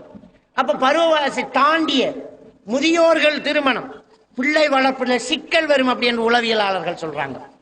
டாக்டர் கிளாக்கஹல் சொல்றார், வயதானவர்கள் திருமணம் முடித்தால் குழந்தை வளர்ப்பில் சிக்கல் வரும். ரெண்டு இளமை உள்ள ஒருத்தர் குழந்தைய பெற்றுக்குவார், நல்ல இளமை, அவர் உள்ள ஓடும் விளையாடும், பிள்ளைகளுக்கு டயர்டு இருக்காது. பிள்ளைகள் இருக்குது இல்லையா, அது ஓடி விளையாடு, விலைக்கு களைப்பில்லை. நம்ம ஒரு அரை மணி 10 நிமிஷம் ஓடினா அப்பாண்டு ஒரு கதிரையை பிடிச்சி உட்காரணும். ஆனா பிள்ளை இந்த பயானுக்கு கூட்டு வச்சிருப்பீங்க, பிள்ளைகளை வந்ததுல இருந்து இன்றைக்கு வரைக்கும் ஓடிக்கிட்டு இருக்கீங்க, வந்ததுல இருந்து இன்ன வரைக்கும் ஓடும் 10 மணி வரைக்கும் பயானா ஓடும், 11 வரைக்கும் ஓடும். கொண்டை குளிப்பாட்டி அடிச்சு படுக்க வைக்கணும், அவனுக்கு டயர்ட் இருக்காது. அப்போ ஒரு இளமை உள்ள ஒரு தகப்பன் தான் பிள்ளையோட சேர்ந்து ஓடி விளையாடுவான். இவருக்கு டயர்டு வந்தோடனே கோவத்தை பிள்ளைகிட்ட, என்ன பர்றா பேசாம சத்தம் போட்டு பர்றா அப்படின்றார். பர்றானா படுத்துருவான் பிள்ளை. பிள்ளை உளவியல் ரீதியா பாதிக்கப்படுது. அதனால்தான் டாக்டர் கிளாக்கஹல் சொல்றார், இளமையில் திருமணம் முடித்தவர்களால் ஆரோக்கியமான குழந்தைகளை உருவாக்க முடியும், வயோதிப திருமணங்களால் குழந்தைகள் உளவியல் ரீதியாக பாதிக்கப்படுறாங்க. எல்லாம் இழந்து போகுது பாருங்க இந்த சீதனத்தால. இப்படியான பிரச்சனைகள் இந்த சீதனத்தால ஏற்படுது. சமூக கொடுமைகள், உளவியல் ரீதியான பிரச்சனைகள் இந்த சீதனத்தால் உருவாயிட்டு இருக்கு. ஒரு பிள்ளை என்ன தொழில் போகணும், என்னத்துக்கு தொழில் போகணும். ஒரு பொம்பளை பிள்ளைய பாருங்க, இடுப்புக்கு அடுக்க வீடு சுத்துவா, பொம்பளை பிள்ளை வீடு சுத்துவா, பேக் கொட்டுவா, சின்ன சின்ன சட்டைகளை தச்சு தொழில்மட்டு செய்வா, கடைக்கு வேலை போ, எல்லா வேலையும் அள்ளி போட்டு தலையில செய்வா, அதுக்குள்ள சமைச்சு வைப்பான். அந்த வீட்டுல ஒரு ஆம்பளை பிள்ளை வைப்பான், அவனு செய்ய மாட்டான். ஏன்? அவனுக்கு தான் எவ்வளோ ஒருத்தி வேலை செஞ்சுக்கிட்டு இருக்காளே, அவனுக்கு தான் எவனோ ஒருத்தன் வெளிநாட்டுல உழைச்சு கொட்டிக்கிட்டு இருக்கானே, அவன் எதுக்காக கஷ்டப்படணும்? ஊடு கட்ட வேண்டிய பெண் கஷ்டப்படுறான், மாத்தி போடு. சீதனம் இல்ல, ஒவ்வொருத்தனும் அவன் அவன் ஊடு கட்டன்னு பாரு. நம்முடைய பெண்கள் அழகா இருப்பாங்க. ஏன்? அதான் அழகா 5 மாதிரி வீட்டுல பக்குவமா இருக்கப்படுறாங்களே, ரொம்ப அழகா சந்தோஷமா இருப்பாங்க, கஷ்டப்பட மாட்டாங்க. ரோட்ல ஒரு பொம்பளை சுதந்திரமா போகலாம். ஏன்? அவளை கிண்டல் பண்ணிக்கிட்டு நிக்கிறத இன்னொரு 100 ரூபா உழைச்சிருவான் அவன் போய். 20 வயசு பையன், பயமா இருக்கும், பொம்பளை பிள்ளைய கிட்டுவான். எப்படி கிட்டுவான்? அவனுக்கு தான் பொண்டாட்டி இருக்குது. யூனிவர்சிட்டிக்கு போறான் ஒருத்தன், அங்க இருக்கிற பொம்பளையோட உட்கார்ந்து ஓரமா மரத்துக்கு கீழே கொஞ்சிக்கிட்டு இருப்பானா? இருக்க மாட்டான். ஏன்? அவன் தான் கல்யாணம் முடிச்சுட்டு போய்க்கான். கல்யாணம் முடிச்சுட்டு போற படி, யூனிவர்சிட்டி போ, டெவலப் ஆகு. இப்படியான விஷயங்கள் எல்லாம் இருக்கிறது. அது என்ன? கல்வியின் இலக்கு சுருங்குது. நம்ம டிப்ளமா முடிக்கிறோம், டாக்டரா முடிச்சா சரி. யூனிவர்சிட்டிக்கு செலக்டட் மெசேஜ் வந்ததோடைய கார் கடவுள நிற்கின்றதால் பேசனோட உங்களோட பிள்ளை எங்களுக்கு தான். எது எது எந்த பிள்ளை? அந்த மூத்த மாடு, அந்த மாடை எங்கட கவனிக்க கட்டுங்க, மாட்டுக்கு விலை வைக்கிற மாதுக்கு. அப்ப எல்லாம் கொடுத்தாச்சு. அப்ப மருமகன் யூனிவர்சிட்டி போறதுக்கு ஒரு பல்சர் பைக் கொண்டு மாமனார் வேண்டித்தார், அரெடுக்கலாண்டு அட்வான்ஸ், மாட்டுக்கு அட்வான்ஸ், அட்வான்ஸ் பல்சர் பைக்கில் அட்வான்ஸ் வேண்டிய. பல்சர் பைக்கில் அட்வான்ஸ்டா கார் சுவர்ன்றது விளங்கி. யூனிவர்சிட்டிக்கு பெயில் ஆனாதான் இன்னைக்கு பிரச்சனை. வந்த பெட்ரோல் காசு இருந்து கேட்பான். அப்ப எல்லாத்தையும் கொடுத்து படிக்க விட்டா இவனுக்கு தான் எல்லாம் கிடைச்சிட்டு, இவனுக்கு தான் எல்லாம் கிடைச்சி. எம்பிபிஎஸோட க்ளோஸ். அதுக்கு மேல எனக்கு கஷ்டப்பட்டு கண்பிடிச்சு எக்ஸாம் எடுத்து படி. அப்ப அதுல ஒரு ஸ்பெஷல் செய்யறது இல்லை. அப்போ ஒருவனுடைய கல்வியினுடைய இலக்கு சுருங்குது. சீதனம் கிடைச்சதோட ஓகே, அதுக்கு மேல என்னல்ல இழுக்கிறது இல்ல. அப்ப பாருங்க, அப்ப கல்வியின் இலக்கு சுருங்கிறது காரணமும் இந்த சீதனமா இருக்குது. அடுத்தது என்ன? சீதனத்தை வாங்க மாட்டோம் அப்படின்னு வாக்கு கொடுத்திருக்கிறோம். 2008ஆம் ஆண்டு இந்த ஊர்ல கொடுத்த வாக்கு தான் இது. வாக்கு கொடுத்திருக்கிறோம், சீதனம் வாங்க மாட்டோம். ஒவ்வொருத்தரா ஏறி வாக்கு காப்பாற்றணும், வாக்கு காப்பாற்றணும். ஒரு உம்மா உர்றா இல்ல, உம்மா நஞ்சு குடிப்பேன்னுங்க வாக்கு கொடுத்துருவாரு, சீதனை தவித்துறாரு. அந்த கல்யாணம் கேட்டுக்கிறவங்கள ஆளை பள்ளி பக்கம் காணல, ஆளை பள்ளி பக்கம் காணல. என்னன்னுடா உங்களுக்கு என்ன தெரியும்? கடும் பிரச்சனை. உமாவோட சரியான இறக்கம் இவருக்கு. அப்ப கல்யாணம் இறக்கலாம், உமாவோட இறக்கம். அதுக்கு முன்ன பள்ளிக்கூடத்துக்கு போடான்னு தலையில அடிச்சிருப்பா, போக மாட்டான். சீதனம் வாங்காட்டி நஞ்சு குடி பெண்ணும்பா விழுவோம். உமா தாய் தாய் சொல்ல தட்டாதன்னு பண்ணியிருந்தோம். வாக்க காப்பாற்றணும். அடுத்தது என்ன? வாங்கினவங்க திருப்பி கொடுக்கணும். வாங்கினவங்க என்ன செய்யணும்? திருப்பி கொடுக்கணும். எனவே இந்த சீதனத்தால இன்னும் நிறைய சீர்கேடுகள் சமூகத்தில் நடந்துகிட்டு இருக்குது. அதுல இருந்து நாங்க விடுபடணும் என்றால் நாங்க வாங்க கூடாது என்று உறுதிமொழி கொடுப்போம். வாங்கியவர்கள் திருப்பி கொடுப்போம். நம்முடைய ஆண்களையும் நம்முடைய சகோதரங்களையும் நம்முடைய பிள்ளைகளையும் நாமும் சீதனம் இல்லாம உரிமையோடு திருமணம் முடிப்போம். இறுதியா ஒரு சின்ன விஷயத்தை சொல்லிக்கிறேன். நம்ம கோடாரி காம்புகள் இருக்குது இல்லையா, பெண் சமூகம். இந்த பெண் சமூகத்துல இன்னொரு நோய் இருக்குது. என்ன நோயண்டா, சீதனம் இல்லாம ஒரு மாப்பிள்ளை வந்தா தம்பிக்கு என்னமோ குறையாய்க்கும் என்று கதைக்கும். இது ஒரு பெரிய பிரச்சனை. அவன் நல்லாக்கு பயந்து சீதனம் இல்லா கல்யாணம் பண்ண பண்ணிட்டு ஒன்றும் நான் பிள்ளைய மட்டும் தாங்கன்றோன்னே என்ன ஒன்றும் தேவையில்லைங்க. ஆண்மகின்மை இல்லையோ, ஒருத்தரும் பொன் கொடுக்காங்க இல்லையோ, இது ஒரு பெரிய பிரச்சனை ஆம்பளைகளுக்கு. அப்ப வாரத்தை எடுக்க தெரியா நம்ம ஆக்களுக்கு. அப்ப அடிபட்டு பழைய சமூகம் அன்பா வாரம் எடுக்க தெரியல. ஆகவே அருகே வரதனை கொடுமை காரணமாக இளம்பெண் தீக்குளித்து தற்கொலை செய்து கொண்டார். குமரி மாவட்டம் சுசீந்திரத்தை அடுத்த மயிலாடியைச் சேர்ந்த கிறிஸ்டோபர் என்பவரின் மனைவி ஞான சுபிதா. இவரிடம் மாமியார் ரோஸ், லெட்பாய் உள்ளிட்ட உறவினர்கள் வரதட்சணை வாங்கி வருமாறு கொடுமைப்படுத்தியதாக கூறப்படுகிறது. இதனால் மனமுடைந்த ஞான சுபிதா தீக்குளித்து தற்கொலை செய்து கொண்டார். இதையடுத்து ஞான சுபிதாவின் உடலை வாங்க மறுத்து அவரது உறவினர்கள் கன்னியாகுமரி அரசு மருத்துவமனையில் திடீர் போராட்டத்தில் ஈடுபட்டனர். நைனி மாப்பிள்ளைலாம் சேர்ந்து பிள்ளை இருக்க விடாம வரைச்ச கொடுமையால பிள்ளை அதனால செத்துச்சு. தீ வச்ச காரணால அவங்க தான் தீ வச்சது. இந்த பிள்ளை எதுவுமே கிடையாது. இந்த சாவுக்கு சம்பந்தமான அந்த குடும்பத்தில் உள்ள எல்லாரையும் உடனே அரெஸ்ட் பண்ணணும். தகுந்த நியாயம் கிடைக்கணும். அதுக்கு பிறகுதான் நாங்கள் பாடி எடுப்போம் அப்படிங்கறதுல முடிவில் நாங்கள் இருக்கிறோம். வரதட்சணை கேட்டு ஞான சுபிதாவை கொடுமைப்படுத்திய அவரது மாமியார் ரோஸ்